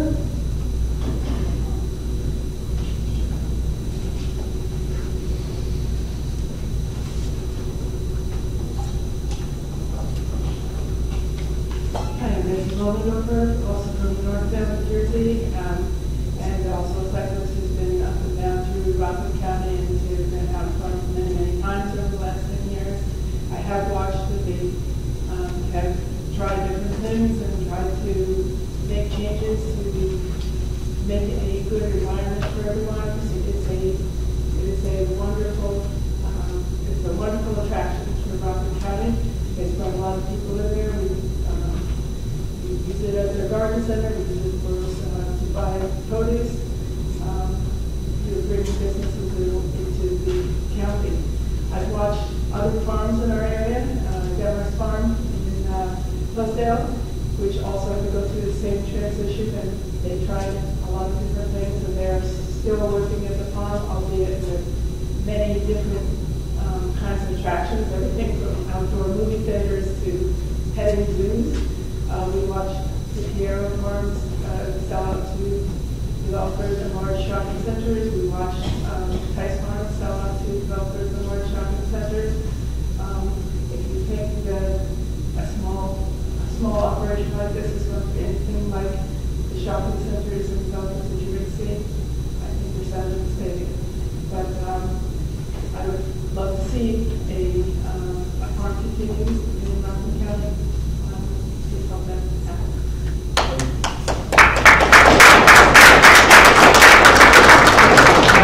Rick Van Houten?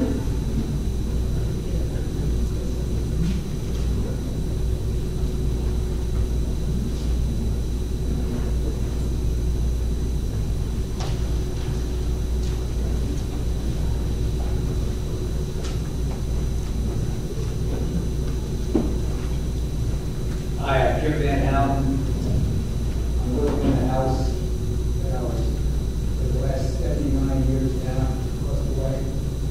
I watched my folks. I didn't watch it because I was too young. My father got out of the service, and to continue to farm, he went into cows. He had always loved cows. We had an operating dairy. We had a retail dairy. Rockland County was farming, much more farming back then. There were creameries here. I delivered milk house to house. Finally, they put me out, and I started selling some of the strawberries. There were strawberries and half a pint of cream for $1. Some of you might have seen the picture that we put it out on social media. No farm is ever going to survive unless it changes. Can you imagine if we were still trying to have a dairy fertile? First of all, the water company really started the ball rolling when they understood condemnation for most of our farm, 50, 60 acres. At that point, we started renting land all over Rockland County. We finally rented Red Cliff Village for a number of years in the 60s. We knew that wasn't going to work. We knew that all these lands were going to be available. Bell lands, when the McGee brothers bought Western Highway in Wallbell, we even had Rockland State Hospital for a while. So in the late 60s, my folks bought a farm out in Pennsylvania that my brother, Aaron's father, still operates to this day.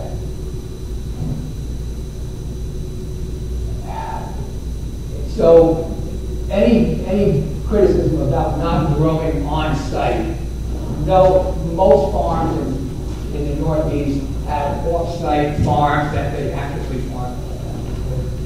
I just want to point that out. I originally was going to read a letter from my next door neighbor who couldn't be here tonight, and he wrote it for the hearing that was postponed in November. One reason why he bought the house was because the cidery was there. So, I think I will just read that right now if I have the time. Jim, hold the mic. There you go. Yeah, there you go. Now, unfortunately, my glasses broke just a few minutes. My name is Christopher Cavalli. I live at 71 Town Road, Orangeburg, New York. My house is diagonally across the street from the Van Houten Farms, and Jim Van Houten is my neighbor. Please accept this email as my unwavering support of reopening the cidery at the Van Houten Farm. Unfortunately, I cannot be at this meeting. This was the 11/28 meeting. I am an attorney and a partner at Callagy Law in Paramus, New Jersey. I purchased my home at 71 Town Road in April of 22. And I lived here with my 2 adult daughters, the names, what they do. One of the significant things that attracted us to this home was Van Houten Farms and the cidery. My immediate extended family members and friends loved to spend time at the cidery until it was shut down. And I might add, so have many of you folks and hundreds and hundreds and hundreds and thousands of local people as well. We were all very disappointed, to say the least, when the cidery was shut down. While I am not 100% sure why the cidery was forced to close, I cannot imagine any good reason. Looking so close, I can clearly see the good and the bad of what happens across the street, and there was absolutely no bad and all good to the cidery, in my opinion. There were never any type of noise or traffic concerns at all. If anything, the sense of community and the people who frequented the cidery enhanced the neighborhood and my property value. Van Houten Farms and the cidery are good for the neighborhood. Jim Van Houten is a gentleman and a model neighbor. He came came from and loved the area. He, the farm and cider, are good for this area, and everything possible should be done to help him and his business, not the opposite. I can't even imagine what will happen to the farm if it cannot financially survive, which there's a good possibility in the future that could happen. Everyone that I have spoken to, You can forward that email to us if you wanted to. I'm sorry? You can forward it to us. You have this letter from all the letters all the emails, the letters that I sent for the earlier hearings that did not happen. They're still in the record, I imagine, right?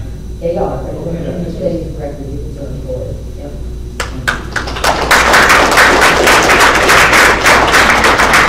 Robin Taylor Schneider.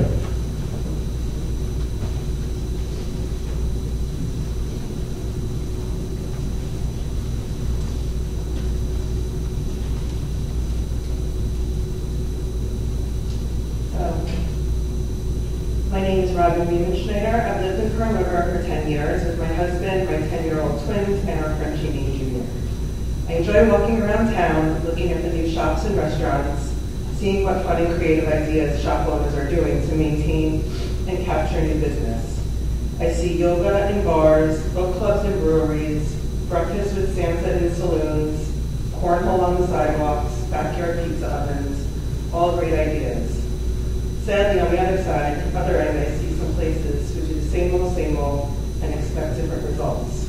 Boring menus, cigarette butts on their side storefronts, and uninspired vision. These are the same ones I see windows covered in newspapers months later. During the pandemic, Van Houten really caught my attention when they filled a much-needed gap. Curbside pickup of fresh produce, eggs, and other local treats, along with some other staples. This was awesome. They were keeping us safe and providing us with a local experience. Then they evolved by creating a cidery where families and pets could hang outside, listen to some local musicians, grab a cider. They really created a great vibe. What I've seen from Van Houten Farms is an active community member, innovating their business to stay relevant and profitable. I fully support them and hope the town will too.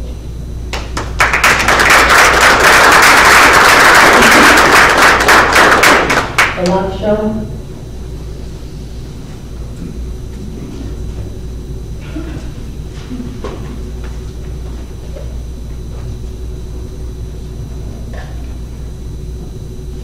Good evening, Supervisor, Councilman. Thank you for hearing from me. As you may already know, I am an attorney at Berkeley McCartney. I represent a group of neighbors that are in opposition to the cidery based on the prior experience with this cidery over the past few years. I did submit a letter earlier, as you mentioned, Supervisor. I have a hard copy of it that I can hand out after I'm done speaking. Before I do that, I just want to highlight some of the points that are made in the letter. Before I go into those, so I just wanted to address the comment for fear that there's a certain fear-mongering that's being pushed. It's this fear that the cidery or the farm stand is going to sell the property to a developer, and this 100-unit condominium is going to come in, or this dense development is going to be put into this property that's only 5, 6, 7 acres, depending on how you slice it up. But that's simply not the case. It's an R40, R80 zoning district. It's a residential zoning district where you need 1 acre or 2 acres for a single-family house. This is not a multi-family zoned property. It's simply not possible there unless this town board allowed it. Now, I've never heard from this town board that it desires denser housing in this area at any point. And unless that happens, it's simply not going to happen. Of course, the owners can sell it to whoever they wish, but that doesn't mean that that person who purchased the property can put in whatever they want. So that needs to stop. That's simply not the case. Now, as far as my comments that I did come here to speak about, and this is actually something that someone else already highlighted very well. Number one, the petitioners have already demonstrated themselves through a pattern and practice over several years that they are bad actors and cannot be trusted.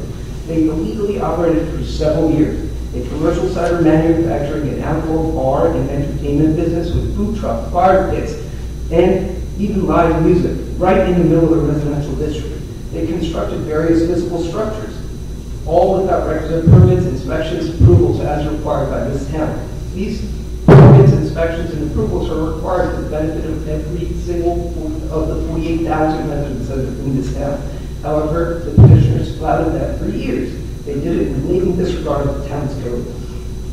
They misrepresented to the New York State Liquor Authority that they were in compliance while doing that.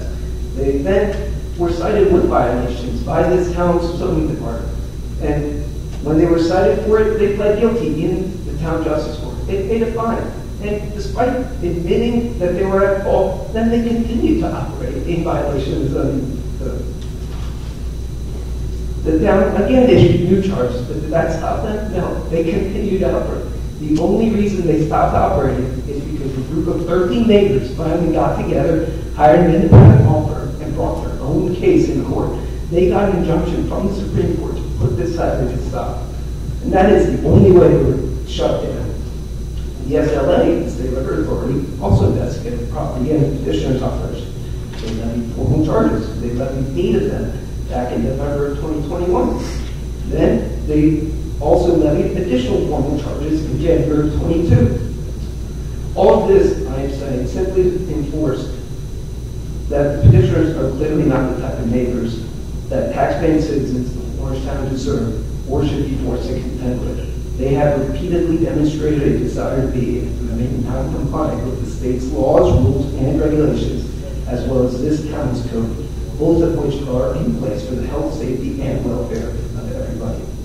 Petitioner's sole interest is their own profiteering, even at the detriment of those who live on the property, their immediate residential neighbors, and the law-abiding taxpaying citizens of the entire town. The petitioners simply should not be rewarded now with an after-the-fact legalization of their operations at the detriment of everyone else in the town. Number 2, the ownership of the subject property is still in dispute. There are 2 pending litigations in the Rockland County Supreme Court. I ask that the town please review those, see what's going on with the ownership of the property. And until the ownership is actually litigated and finally decided by the Supreme Court, I ask the town board to table any action pertaining to the zoning amendment, because all of the owners that claim a right to the property at issue are not in agreement with the zoning amendment. At the very least, I ask that the town revise the zoning amendment to ensure that the owners that are claiming a partial stake in this property and that actually live on the property are protected, and such that their home has setbacks from this proposed sideway operation that's being pushed. They need to have their own setbacks from the parking lot as well as the operations that might be conducted there. Thank you. Thank you.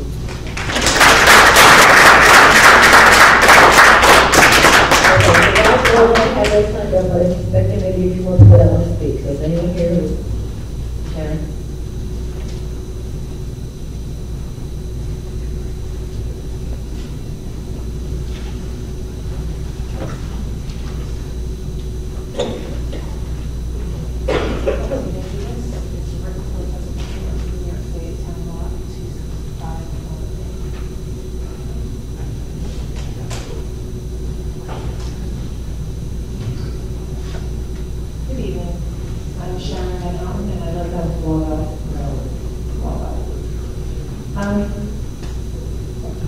A residential neighborhood is not an appropriate location for an open-air bar and entertainment venue. This residential neighborhood is not an appropriate location for an open-air bar and entertainment venue. The area proposed by the owners of RCW to operate a cider is simply not large enough to accommodate or withstand what they want to do. And it should not be permitted in an R80 or R40 zoning district. The activities planned will have a serious impact in this low-density area by introducing additional noise, traffic, and congestion. And whether you want to admit it or not, it could be overkill, but a gas-powered generator is kind of loud. While we do know changes are a constant in today's world, a change which includes the addition of a cidery next door to my home, with the hours that it's proposed to operate, will negatively impact our lives, interjecting itself into every single weekend, from spring through fall, leaving 0 weekends for my family to enjoy our outdoor space. It will create excessive traffic, crowds, noise, and many other issues created by the special event society as proposed. In short, it would be highly detrimental and damaging to our family's peace and way of life. As per Jim Van Houten's own admission, he never went to his neighbors to discuss what he had planned for the new business that would overtake his property, leaving a chaotic mess in which we, the neighbors, have had to withstand. Van Houten Farms and RCW claim they need this in order to move forward and have the farms survive. But in fact, that's not true. Just a few short months ago in October, the farm posted how it was thriving. Meanwhile, RCW hasn't been open in more than a year. And I almost want to agree with Jim on one point. You cannot survive on a farm by selling a box of tomatoes or strawberries for $1. You can't. But that's why about 45 years ago, Van Houten's decided to go into the green markets in New York City. They used to go 5 days a week, many different locations, sometimes 2 locations or 3 locations a day. Up till now, they go to the green markets 3 days a week at one market, and I'm sure numerous other markets. They're a cash cow. They're making a bundle. They're thriving. They're thriving. So when they say that they're going under and that they can't operate without it, they're thriving. Believe me, they are thriving. Sometime around 1989, Chris and his parents, Jim and Sue Ellen Van Houten, had a conversation in their kitchen regarding the future of the business and keeping us close. Chris and I were given a piece of land to build our home on, raise our family in, and continue the family business. We have lived in our home since 1991 and have always loved the quiet, peaceful, and beautiful areas surrounding our home. We enjoy our backyard, enjoying many family get-togethers, celebrations, or even some quiet times back there. In 2018, after working for decades at Van Houten's, Chris and I were forced into litigation with Jim Van Houten over our home and the entire Van Houten farm property.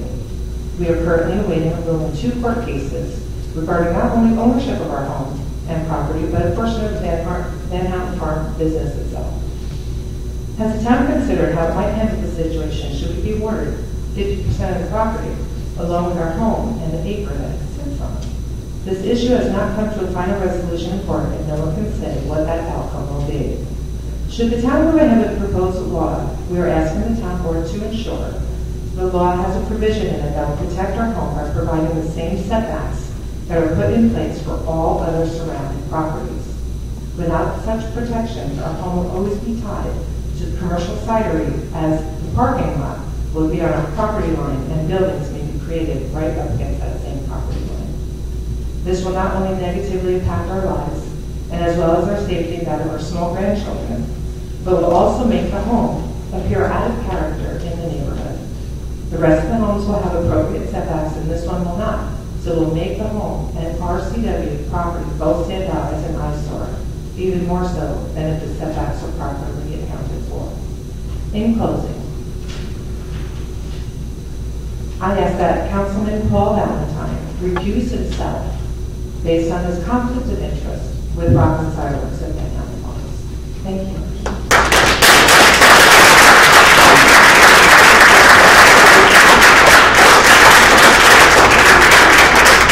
Anybody else want to comment?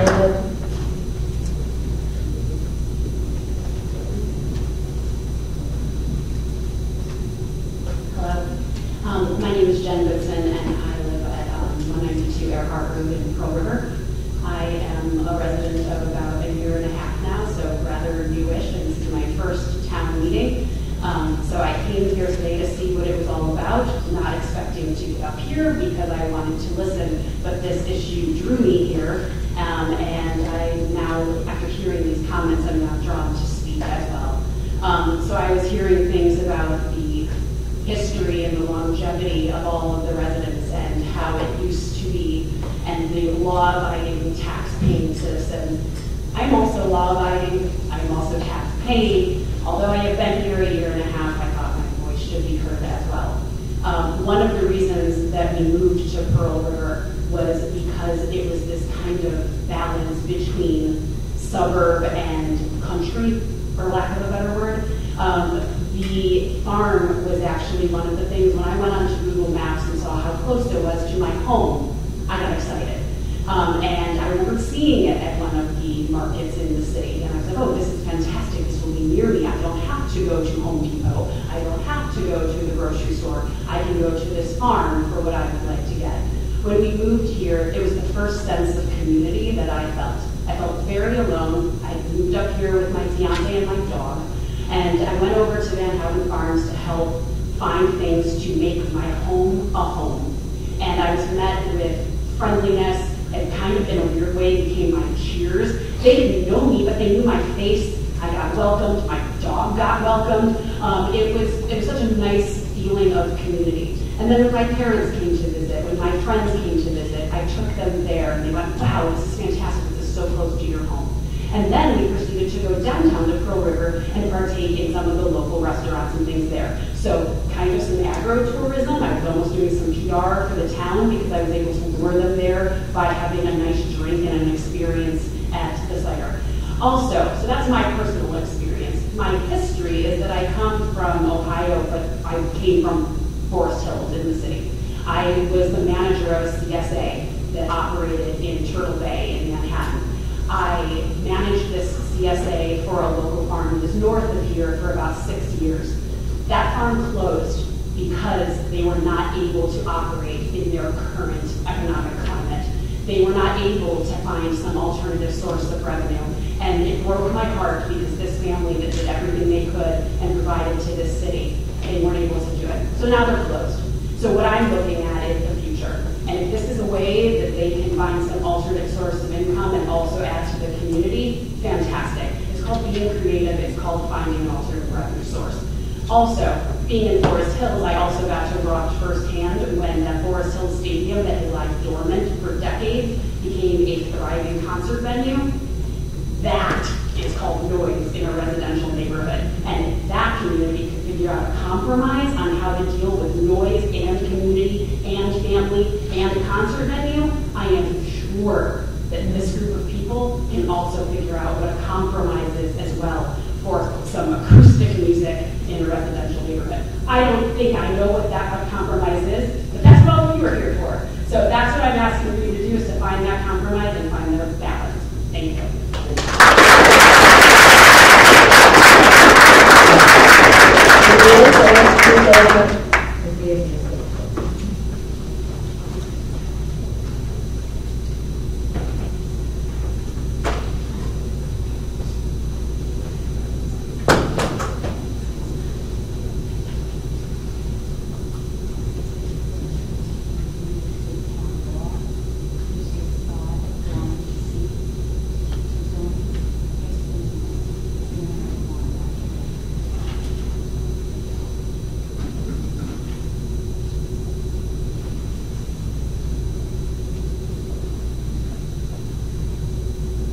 My name is Faith Brewster, and I live at 54 Singletown Road, 2 doors away from Van Houten Farms and Rockland Cycles. I have lived in Orangetown for 32 years, and at this address for 25 of those years. I am a patron of the horse stand and a volunteer at the handicapped horseback riding program behind the farm stand. We have multiple concerns about the proposed law to change to accommodate RCW.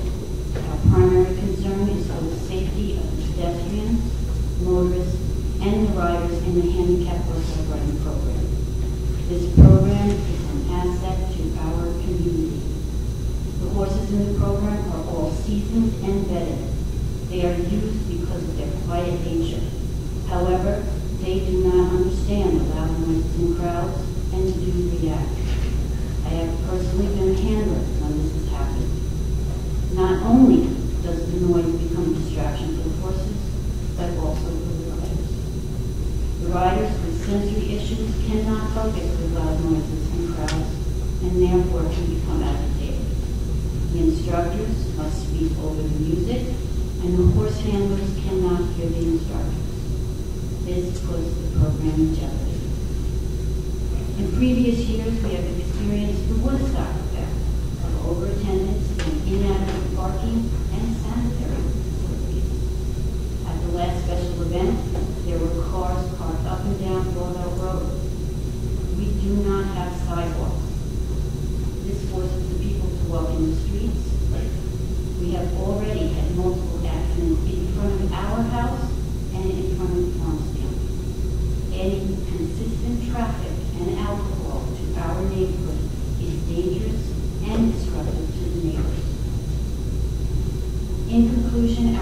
concerns are the safety of the pedestrians and motorists, unregulated loud music endangering handicapped horseback riders, a 4 to 5 day week with long hours of operation that bring in crowds, and lastly, is the town prepared for the expense of hiring traffic control and to enforce town noise and parking regulations? The approval of this amendment will create one of the largest open-air bars and entertainment venues in Orangetown. There are at least 5 other properties that the proposed law would apply to and will affect all those neighbors around as well. Changing a law to permit a hazardous use in a residential neighborhood does not protect the taxpayer.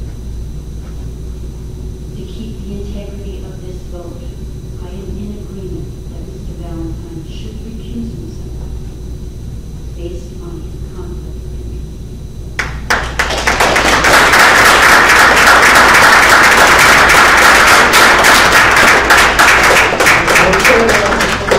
Back there.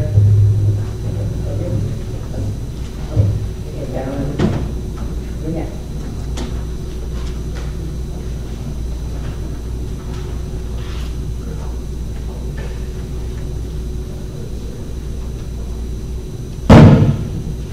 Hello, Teresa Kenny and Board.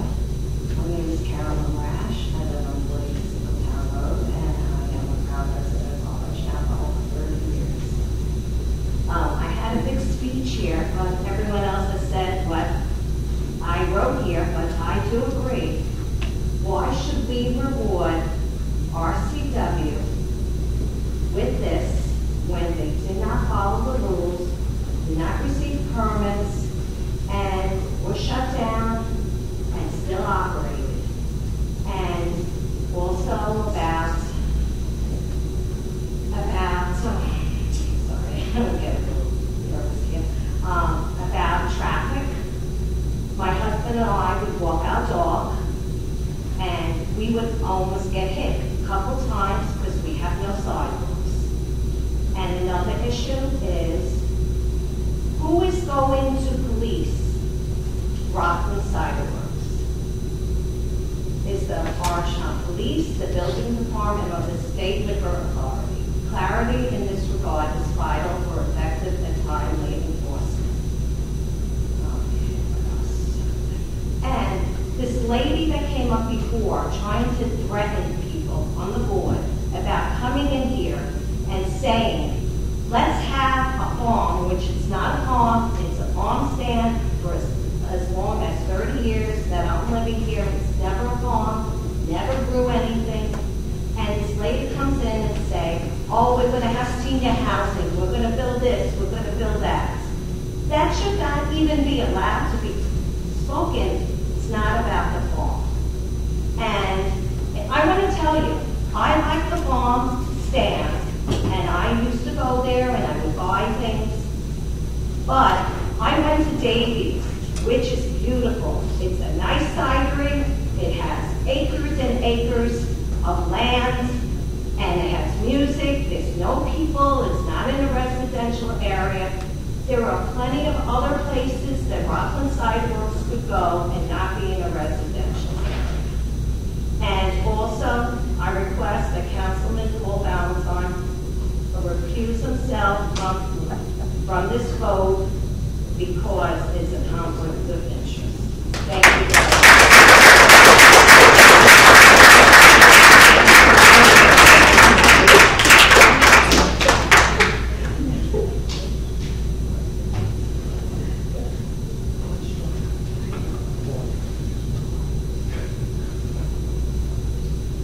Good evening.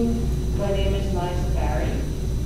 I'm here to express my strong opposition to a vote by the Orangetown Town Board to amend Chapter 43 of the Town Code to provide for use by special permit issued by the Town Board of Agritourism, Farm Winery, and Farm Cidery. The amendment is intended to allow Van Houten Farms to operate a cidery on their Town Road property in Orangeburg. I am a lifelong resident of Orangetown, and I serve as the chair of the Orangetown Democratic Committee.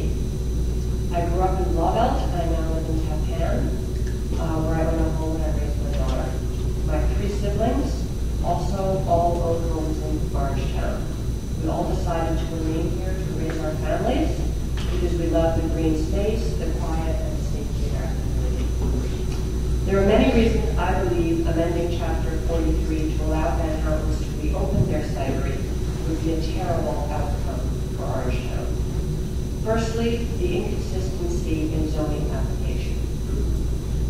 Allowing outdoor drinking and entertainment venues in R40 and R80 residential zones creates a situation where incompatible and dissimilar uses are permitted, deviating from the consistent zoning that our community needs. And we all know that our community needs consistent zoning. Secondly, the manufacturing aspect raises serious questions. The farm winery and farm cidery licenses associated with this proposal include manufacturing privileges, permitting the production of hard cider and wine up to 250,000 gallons annually on 5+ acre properties. The lack of guidelines on manufacturing in the proposed law is a notable oversight. Moreover, the law being local must be workable for all 5+ acre properties in Orangetown's R80 and R40 residential districts. The environmental assessment submitted only focuses on one property, Van Houten Farms, raising concerns about the lack of effort to assess the impact on other eligible properties, of which there are several. Setbacks, crucial for maintaining the character of residential areas, are not adequately addressed in the proposed law. Basing setbacks on neighboring residential properties rather than potential farm cidery properties deviates from established guidelines, posing a risk to the community's well-being and property values. I urge the town board not to pass the zoning text amendment. My many concerns revolve around the character of our community, consisting zoning, and potential manufacturing impacts. Let's ensure that any changes align with the values that make Orangetown the place to cherish.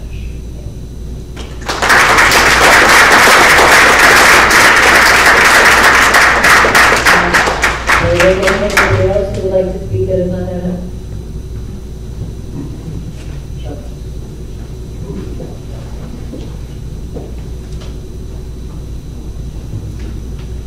Hello, my name is Paul Brewster, 54 Sickletown Road. I've got a chance to review the local law as it was on the website, and I think you should vote against passing the local law. It's just incompatible with the neighborhood. And let me just go through some of the things I think are incompatible.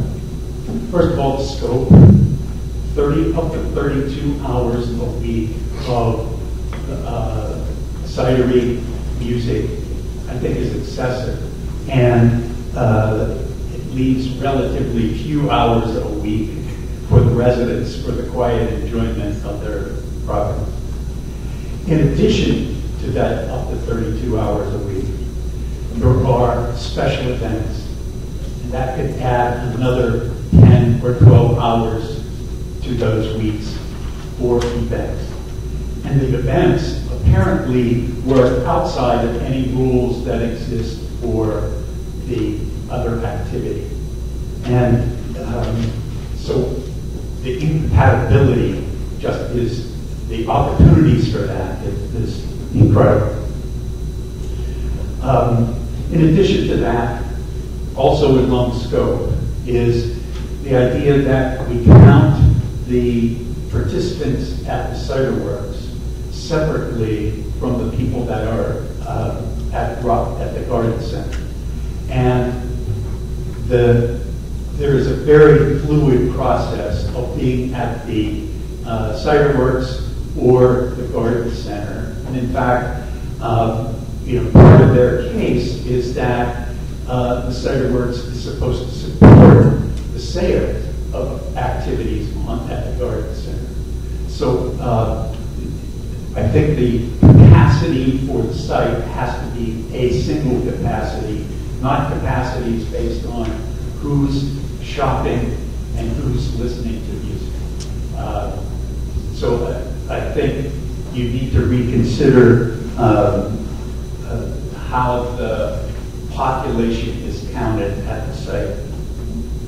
And finally, it seems with as many concerns related to issues of past behavior, permits that go for 3 years just seem excessive. And it seems like it gives you an opportunity to seek control of what goes on for an extended period of time. And I just think that we need to be careful if you're considering a vote tonight on this book law. One additional item was the county planning board had recommended a traffic study related to the site. And I can understand why they need one, because the intersection at Lovell Road and Sickletown is a blind intersection. And being able to look at that intersection with the additional traffic, I think is a safety hazard that you should consider in the overall process. Thank you.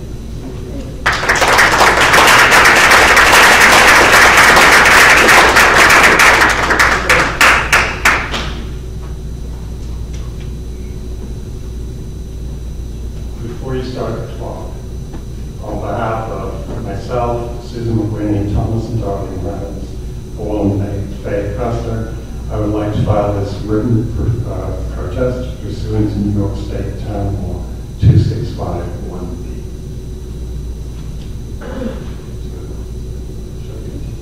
You did it real quick.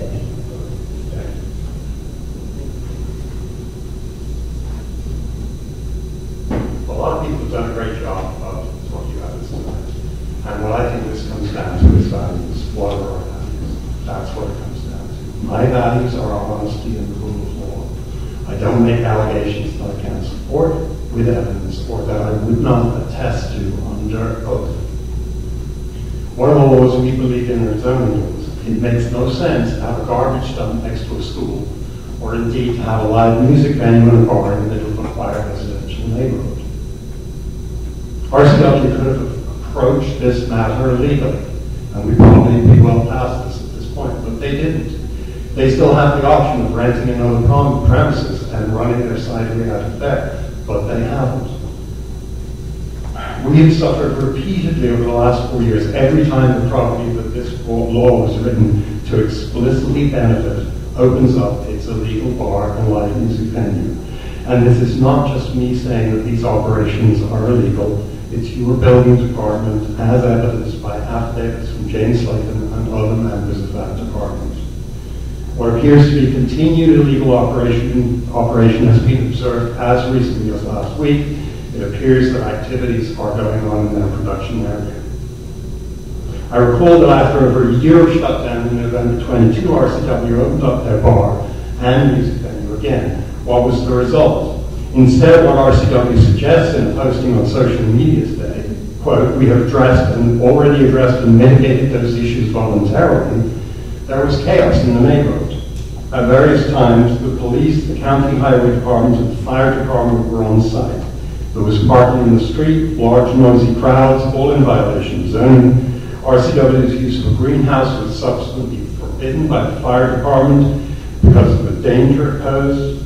There was no evidence that RCW had learned anything from their past experience. And this is consistent with my personal experience and the personal experience of our wife. My wife, sorry, not her. There are being repeated personal attacks on and incitement against myself, my wife, and other neighbors on social media, up to and including people that we don't even know writing F, using that word, Jerry and Susan. At all times, we've stuck to the facts, we've produced evidence, and we've avoided personal attacks. What I'm telling you here is our experience. We've been harassed by supporters of RCW. You yourself have seen Darren Van Ham's behavior in front of this board, where he refused to step down and Supervisor Kenny had to try to call in the police before he would. You saw the bullying that went on. We have been countersued by RCW for $2 million using allegations that have been completely fabricated, and we will address that issue in court. It's an attempt to intimidate us into silence. The Van Houtens, Darren and Elizabeth, have repeatedly tried to have my wife fired from her job at Silver Rock Stables. And when those attempts failed, they tried to have the owner of the property surveil my wife and inform them every time she was on the property. And what is my wife's crime? My wife's crime is simply pursuing her rights under the law. Meanwhile, the trust has tried to evict Sharon and Chris from the house they've lived in and built themselves and paid for themselves and have lived in for 30 years. And as you've heard, it's highly probable at the end of the day, they're going to own that property. So my question to you is, what values do you espouse? Would you tolerate this kind of behavior against yourself or your family? Would you feel like compromising it? Do you behave like that? Would you tolerate this behavior in your children? I don't think you would. I certainly wouldn't. What we want is for the zoning amendment to be rejected and that the cases currently in court be allowed to progress to their completion so everybody can say that justice has been served. RCW have other options they can exploit in the meantime, including negotiating an agreement to run downtown. It's not that we want the farm to close. It's just we fail to understand why we, the neighbors, should be the one to pay the price for the farm's continuation. So the question remains, what are your values? Do you support the kind of behavior we have experienced repeatedly? Your vote is going to answer that question. Councilman Valentine recused himself based on a conflict of interest with us. Thank you very much.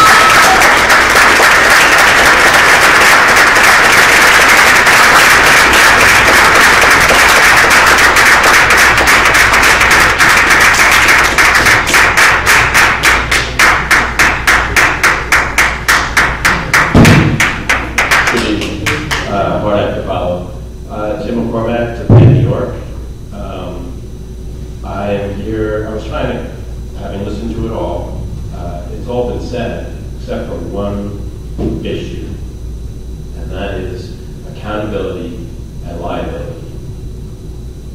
This amendment, if it goes through, if the zoning change goes through, what is the accountability and liability of this board and of the town itself?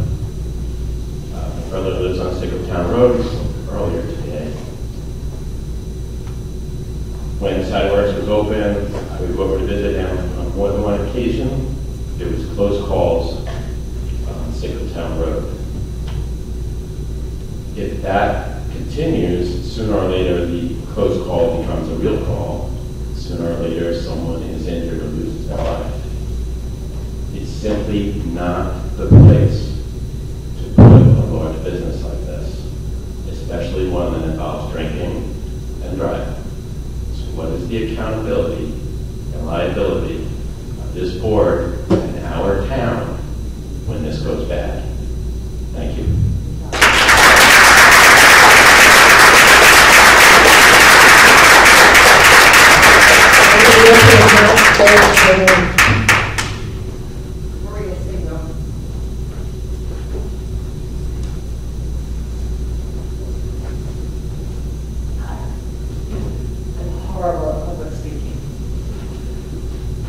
I'm a patron of, I'm sorry, Maria Stingo from Old Japan, New Jersey. And I'm a patron at Silver Rock Farms. It sounds like we're almost choosing between the farm and the stables that are there, because they're both businesses that have been there for a long time. And we're not really saying that much about Silver Rock Farms and all the wonderful things that that brings to the community and that long-standing business. Horses can't be around a cidery. It would be very, bad for the riders, it's bad for the horses, it's just not safe. And that does a lot for the community. Silver Rock Farms helps out Girl Scouts, Boy Scouts, it helps teens, it helps kids, it helps families, it helps adults. It all teaches us lessons about life. And all these things are all positive things. And to put it right next to a cidery is just not going to be very good for the horses and the people. If you're looking to save a farm and putting a cidery on it, why is it a farm anymore? It's a cidery, it's a bar. And the lessons and things that you learn at a bar is drinking and playing cornhole. At a farm, you learn to take care of animals, to be part of the community, to just be with people and have fun. And I just think that's a much better thing to have in that spot. Thank you.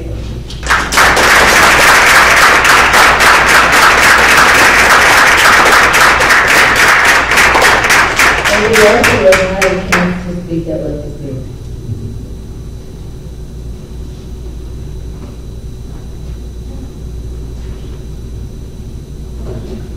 Hi, I'm Darren Van Houten. There seems to be a real divide here. There's people that say we're really terrible people, and we've heard some really rough things here today, personally. And then there's a lot of people who say we're great and what we do is great. And there's 5,000 signatures there that will say that we're great and what we do is great. And there's lots of emails and there's lots of posts online. So somewhere there's some kind of disconnect here. We can't be the worst people in the town and the town pride, and we can't be these people that are providing all these great things that are real nice and everyone wants. So somewhere there's some disconnect here.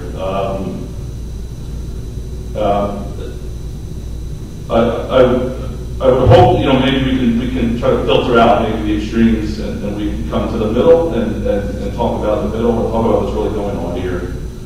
A lot of the issues concerning the cidery, a lot of the complaints are stem back to what was going on in 2020. Yes, the cidery blew up in 2020, and it was bigger than any of us anticipated.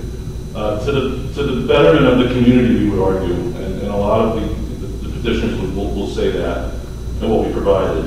A lot of the complaints that we're hearing, the issues we're complaining are stemming from that, and not what was really going on there. They're gross exaggerations of what was going on there.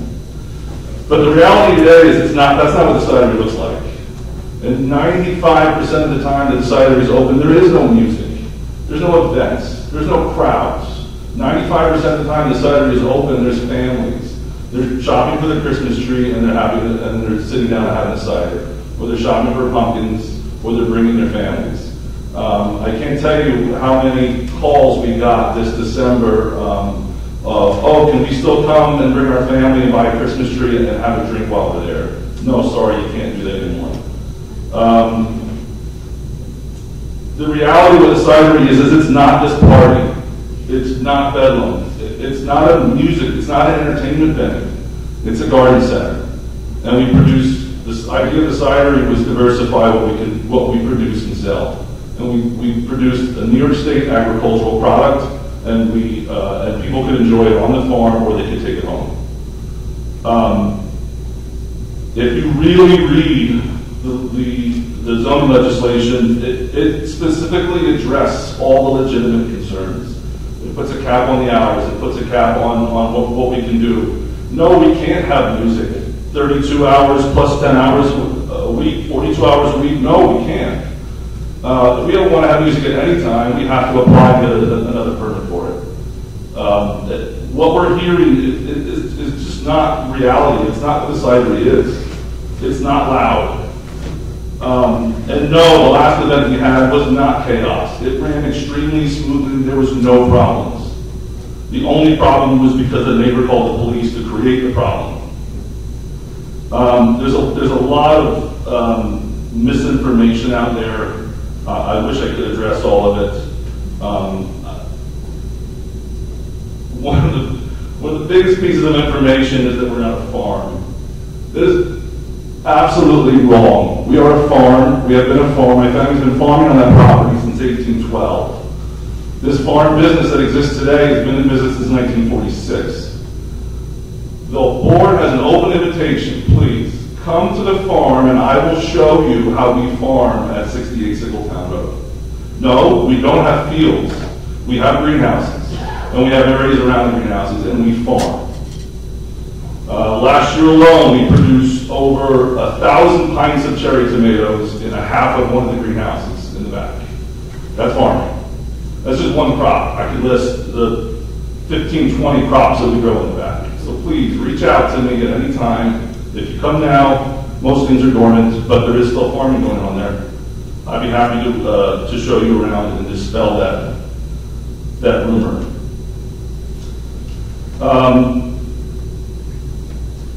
I have a lot on this list here, but I guess maybe the last thing I'll touch on is the fact that we're coming in as a money grab. No one's getting rich on this. The cidery's not, there's not a lot of money there. It's not about getting rich. It is about diversifying the farm. A lot of people already spoke about that. I've spoken endlessly about that. It's about diversifying the farm, letting the farm evolve, so we continue to be a part of the community, continue to be a successful operation. Otherwise, and just look at all the other farms in the area and look at the ones that continue to exist. They are all doing agritourism. Thank you.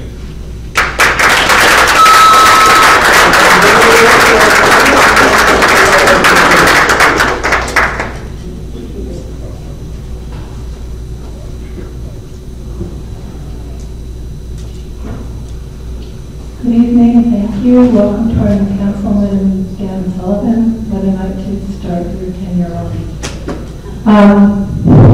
Congratulations, winners of my farm. A lot of people have spoken quite eloquently tonight, and I'm pretty proud of our community. Unfortunately for my talk, I've had to cut it out quite a bit. I want to address a couple of things, and one of those is the sort of cancellation of lived reality. For somebody who lives directly next door to Benhout Farm, I can attest to how loud the music has been. I can attest to the noise that I'm sure everyone has experienced that happens when you have a crowd of people talking. When you're part of that crowd, you don't necessarily hear how loud it is.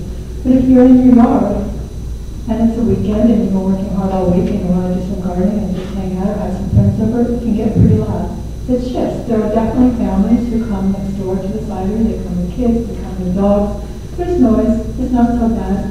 And it shifts through the week, right? On a Thursday or a Friday, you start getting sort of a late afternoon crowd. You start getting on and yelling and screaming. You get cursing. You get their dogs too close to each other and you get in your dog fights. And suddenly your yard starts sounding an awful lot like any pub downtown. I've also experienced the extreme venom that has been encouraged and allowed by our CW. As my husband said, we've had horrible, horrible things said about us online. They've been posted in a letter or name on my CW's website. I've been called names by people driving past my home. I've got to the point where I don't want to have another yard sale because the last one had two men walk over from the cidery at different times, stand over me, and ask me what I thought about the cidery. I came home one night at about 4 o'clock in the afternoon when the light was low by myself. We live about 100 feet back from the road and there's a lot of tree coverage. I found a man who I didn't know sitting on my front door blocking my access to my house. Luckily, I had my dog with me. I asked him who he was. He said, no, I've just been over the cidery and I'm taking a break. And he left. I called the police. They got a picture of him behind. I don't know who he was, but the police got there. He was long gone. I turned around and saw a man get out of his, coming away from the cidery, go to the car that was parked in my house, places him down in the car, turn around and urinate on one of my trees. The woman who was from the Historical Society talked about the impact of traffic. Well, I've been blocking my own driveway for more than half an hour by cars that simply park in front of my driveway to go. I handed out a couple of pieces of paper to the board. I'd like to point out one piece. I'm sorry, they're pretty creative, just drew it by hand. Handed out a map of the farm property teachers training. I have it colored in. It's a 7.1 acre piece of property. 1 acre belongs to Chris and Sharon Benhout in their house. 3 and change acres are leased to a farm that leaves 3 acres.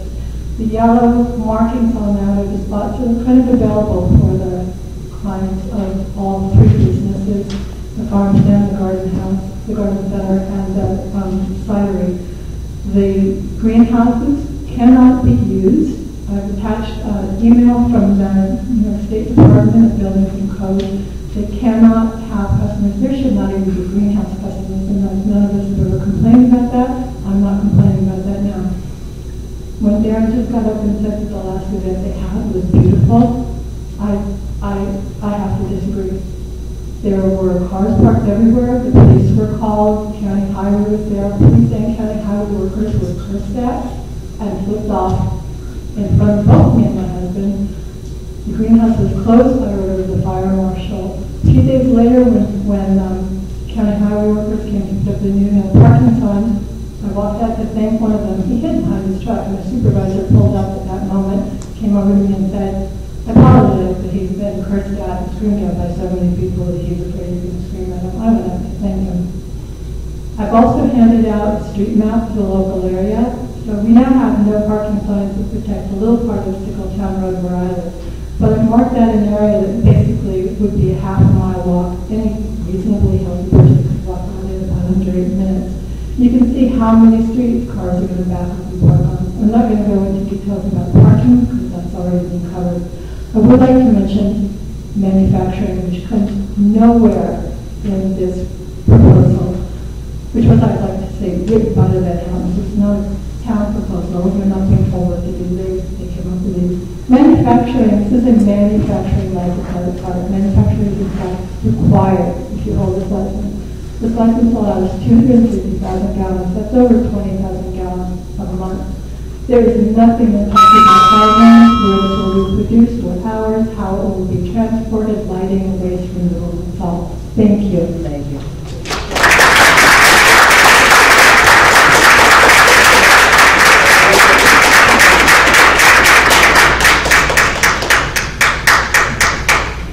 I'm going to be quick because I'm ready to go home. My name is Elizabeth Van Houten. I live at 57 Stickletown Road from Van Houten Farms and Rockland Cider Works. Thank you for finally giving us the opportunity to have our customers come and voice their support on the record, and we hope that we can find a way to work to find a compromise so that the cidery can be open a couple days a week, so that we can go back to serving the customers that love the cidery and the farm, and so that we can live here in Orangetown for many years to come. So thank you.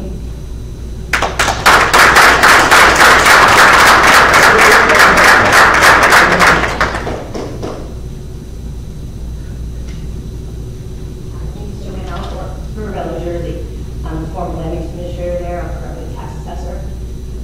Everybody should pay close attention to Forsalati Brothers property. It's a nursery, not a garden center, not a farm. 5 acres. They built a residential neighborhood. Tomorrow night there's a hearing for 50 units. They're going in 2 straight rows, 3 stories high. It does happen. There are variances granted. Developers sue. It can happen. That's all I want to say.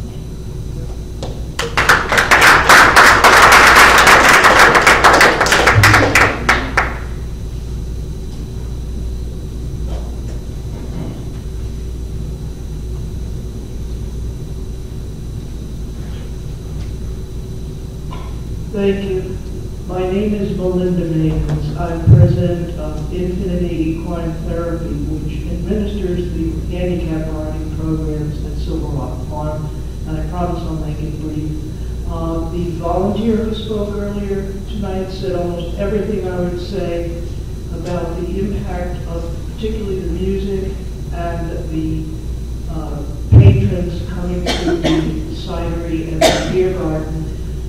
I will add, not only is it a distraction, but we've had people wandering in from the beer garden thinking that this was a nice place to pet the ponies and take their kids to watch the horses. This is an added danger not only for our participants, who, as was already said, have problems with attention spans. It's also a danger for those kids and for those patrons. I've personally been at the property during some of these performances, and there are very difficult to keep some of those horses from getting twitchy from the noise and from the smell of fire, which they are terrified of.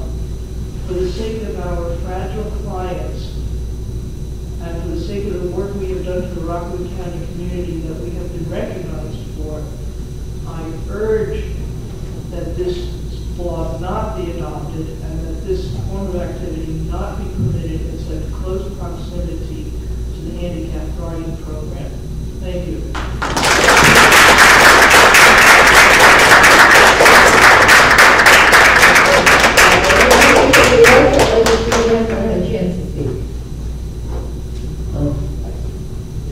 Well, you have a chance to speak.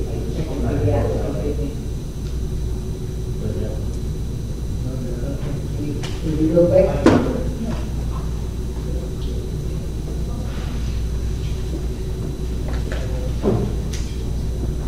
Just very briefly, and thank you for the opportunity. The argument that was made by Mr. Shaw concerning ownership of the property and how that because of that, this board should even be considering this application. That argument was made in the Liquidity Bill Division yesterday, which was rejected. That I can't tell you how that litigation will play out, but I can tell you that particular issue of staying has been rejected by the second highest court in the state. It was also mentioned that there are multiple lawsuits, and I can't really believe I'm saying this as a lawyer who represents my clients in many of them, but if this board were to approve this, we could look at a lot of those lawsuits and save everyone, I think, on both sides a lot of money, and I think that would be very nice for everybody. The question was raised about state liquor authority permitting. I think it's just important to know, and most people probably know this is a highly regulated industry. They're not obviously going to be operating anything without an SLA permit. They had one before. So the idea that this would be operated without such a permit, I think, is just not true. The accusation was made, I think, again by Mr. Shaw, that our side is engaged in fear mongering. I just want to juxtapose that with a direct quote from one of the people speaking out against this resolution, who called for this board to, quote, dismantle the business, end quote. That's what's actually being called for here. There are many people also called for no compromise, and I think I even heard someone say, let the harm die. I think that's somewhat mean-spirited, but nevertheless. Lastly, I'll end with this. This is actually the way I started. The allegation was made that the Mountain Hamlets don't acknowledge or care about neighbor concerns. That's why we're here, right? The allegation was also made that this legislation wasn't even written by the board, written by the Hamlets. Well, yes, right, and that represents this requirement to get these special use permits. Is their very attempt to reach out and address these concerns that have been raised. Of course, they take it seriously. That's why we're here. They've been accused of being scofflaws. I think, again, it's just consistent with the fact that we're here before this board trying to do the right thing. Thank you for your time and consideration. Thank you.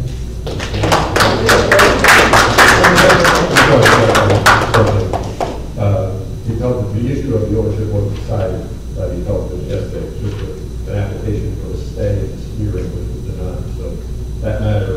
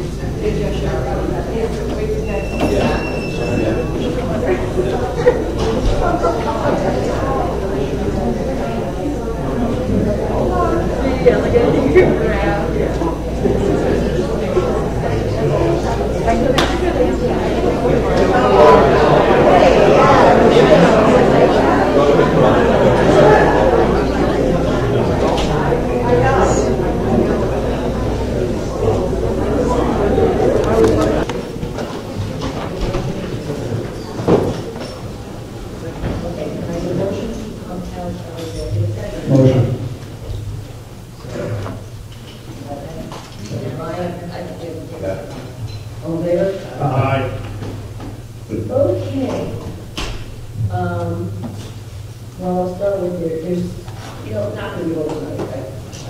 Start with that. I guess, I'll start. Anybody who's coming to these meetings knows kind of where I stood on this. Couple things. I think we just need to accept that a zone change is never, no one has a right to a zone change. So I think that's just kind of the starting point. People get up there and say, you have to compromise to do this. There's no legal right to compromise. We can say that when there's no change. I personally think that, with that said, I would like to see some compromise, but way, way less, by far, than what was presented in that last draft of the zone change. I think it needs a complete, I think the word used, overhaul.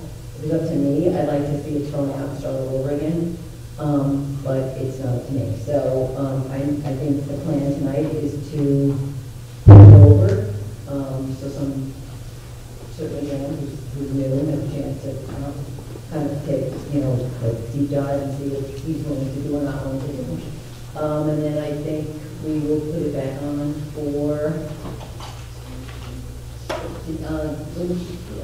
your date and the meeting, second meeting, February 20th. We have February 20th. We have a stop sign. We have just one public hearing. February 20th? Yeah, that we're going to schedule. It's a stop sign. Okay. So put over to February 20th, see what can be done in the meantime. I certainly will. So I guess I'll start. First, I'm so happy that so many of these people are concerned about my ethics. Well, my ethics are fine. I actually checked with the ethics committee of Orangetown and with the town attorney. The fact that I've worked for as many people who opposed it, maybe more people who opposed it, than the little bit of work I did for the Van Houtens. I work throughout the town. I am not ethically challenged in this one iota. I will vote what I think is best for the entire town, including the neighbors. So I will not be recusing myself. You can continue to ask for it. It's your free right, but it ain't happening. It is true that a lot of this started because laws were not followed properly in the beginning, and I think they paid a severe price for that so far. I do agree with Teresa that we have to make some changes to the way it was presented, and I do think that there is a compromise that hopefully will maybe not satisfy everybody, but something that can be done.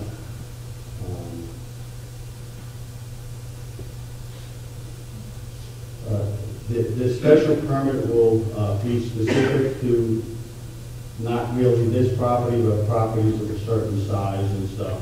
So I don't think it's going to be a big thing where it's going to go running throughout the town, especially since I don't think that agritourism thing is a really easy thing to get, that permit.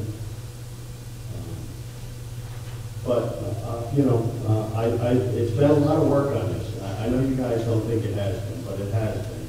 And we are trying to come up with something that will suit everybody. Nobody wants to see the horses upset or leave. Nobody wants to see Van Houten's upset or leave. And everybody wants to be fair to the neighbors. I do have to say that I live closer than several of the people who came here to complain about it. I mean, there's one lady who's out and comes every week and sends us emails and stuff. I really respect everything she said. She lives past the one-way tunnel. I mean, that's like miles away from me. I can walk over to, I can walk from Buttonwood over to. So, I just found this very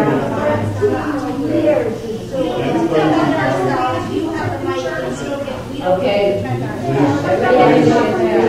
Stop. We have to. People from Jersey come.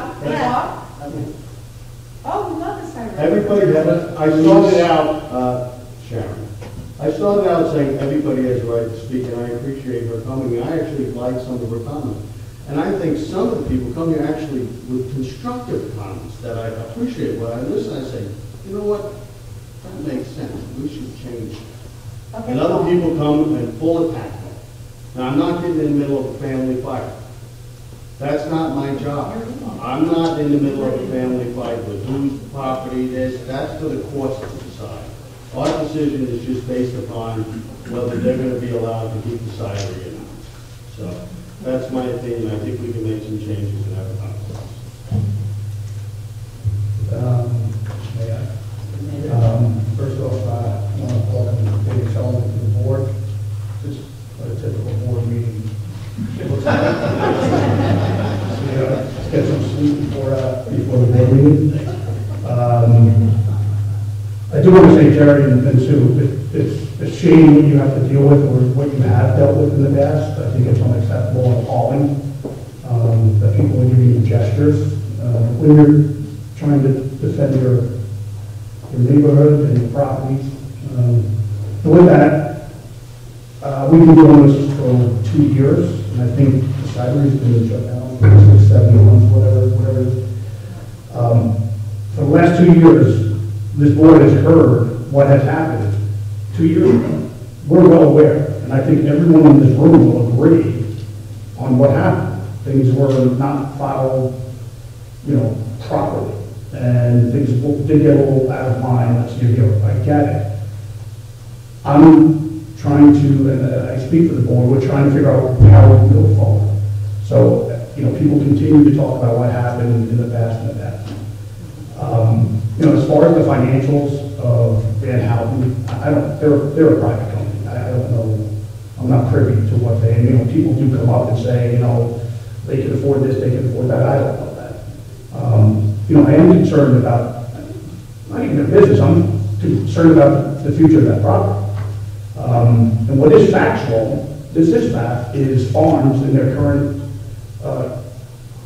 they're failing in New York. That's fact. And anyone can challenge me on that. So it is a serious concern, and the Van Houtens have tried to reinvent themselves to keep the property there. So I don't know what the future is. And that's what my concern is, to try and find the best possible scenario. Because this stinks having to deal with this. It stinks. I live 200 yards from the woods, so I'm very close to Van Houten. Now with that said, the horse farm, I've been to fundraisers before, right? It's phenomenal. It's therapeutic. It's great. And I think everyone over the last 2 years has discussed the value of that horse farm. But what happens if Van Houten, decides they can't survive and they have to get rid of the property? That horse farm goes with it. So people should, and no one's ever, unless I missed it, but no one's ever actually said, hey, you know what, I am concerned if Van Houten's closes, that horse farm is no longer going to exist. So I don't know if people, think that way. And lastly, listen, this new law, or it's going to look completely different than what happened 2 years ago. And I can guarantee you that. And if passed, and again, we're still very divided. We've got a lot more work to do. But you're not going to have the same issues if this should go forward. You're not going to have the same issues you did 2 years ago. I can guarantee you that. If it's a new law, it will be enforced. So, but again, we're still very divided. Everyone is, and obviously we're not voting on this. We still got a lot more work to do, and I hope, we can come to some sort of agreement. No one's going to be happy, but we understand that. But I'm done. Thank you. I can't believe I'm saying this, but I agree with Teresa. I think and I have tables and chairs in my backyard from Van Houten's farms, and I have plants that are there, and I think you guys are great. But I think that we have to, as it's proposed now, I would not agree with it, and we have to look at it and see where it goes.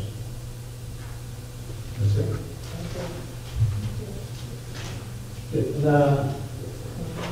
I think there should, there needs to be compromise. I spent my whole life growing up in Pearl River and certainly in the Orangetown area around the farm. So I would like to see that thrive. I think there is a balance between what the cidery does, what the cidery can sell, what the cidery has, versus the disruptions that are heard in the neighborhood. I had mentioned neighbors that call them campgrounds. They're good neighbors. They operate at certain hours of the day, certain times of the year, and then they shut it down. And they're just good neighbors and respectful. And I would just like to see that, actually transpire. And how we're going to do that in code, I don't know, but it's certainly something that I would like to work towards to see what kind of a compromise that can be to have the farm and the owners. Actually, I think Darren, you said yourself. Just make sure that everybody's happy. It's not your intention to piss people off, but just break it together.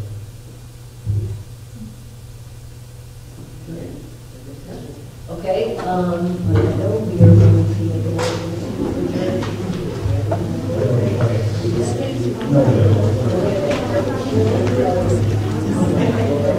I'll make a motion to continue to February 20th.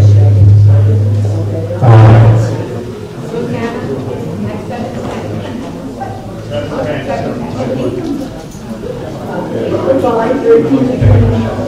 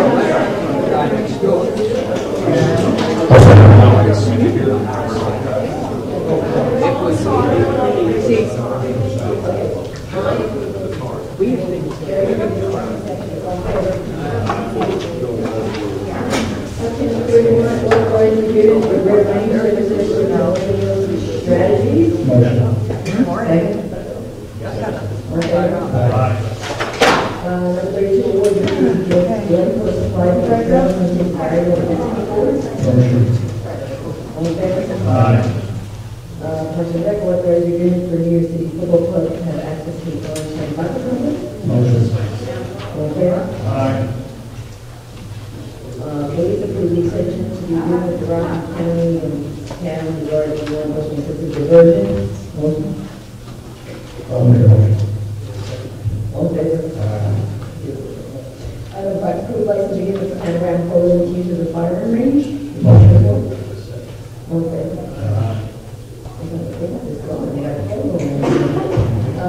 Number 36, create a position of plan assistant in the office of OSTEC.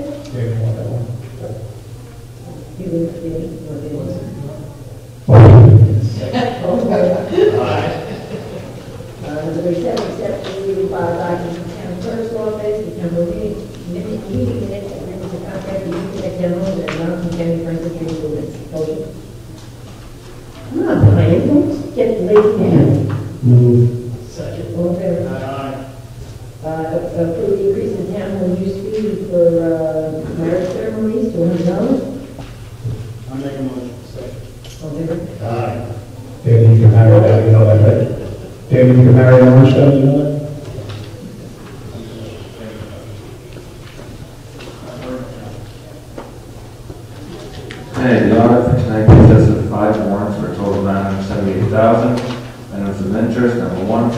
landfill, $90,000 for recycling. Number 2, Commissioner of Finance, $133,000 for tax certiorari refunds. Number 4, Fanshawe, $28,000 for new town hall electrical bonded money. Number 5, Global Intello, $95,000 for fuel. And number 10, Schultz Ford, $43,000 for a police vehicle bonded money. Any questions on the audit? Motion to accept the audit? Move. Second. All in favor? Aye. You're gonna have to learn and see the number that you do, how much you tell me, you can only get 5 numbers or 6 numbers. Shorter the better. Or in the number, we have to go to executive session. I think we would say, if we're in executive session, to discuss land sale, that they check it out, and yes, we do. We do have an agenda, Jerry, you have. Yes, Detective Ray Liberati, worked with the department for a good number of years, been retired for a while. Ceremony on the bridge there, we did it for the bridge. He was not there. He was approaching 92. Okay. So, police officer, great guy. He's loved by all. And I think he leaves 2 sons behind. His wife passed away, and he used before. And I know we're going to executive session, we are not going to vote on anything, so can I get a motion to? Motion to go.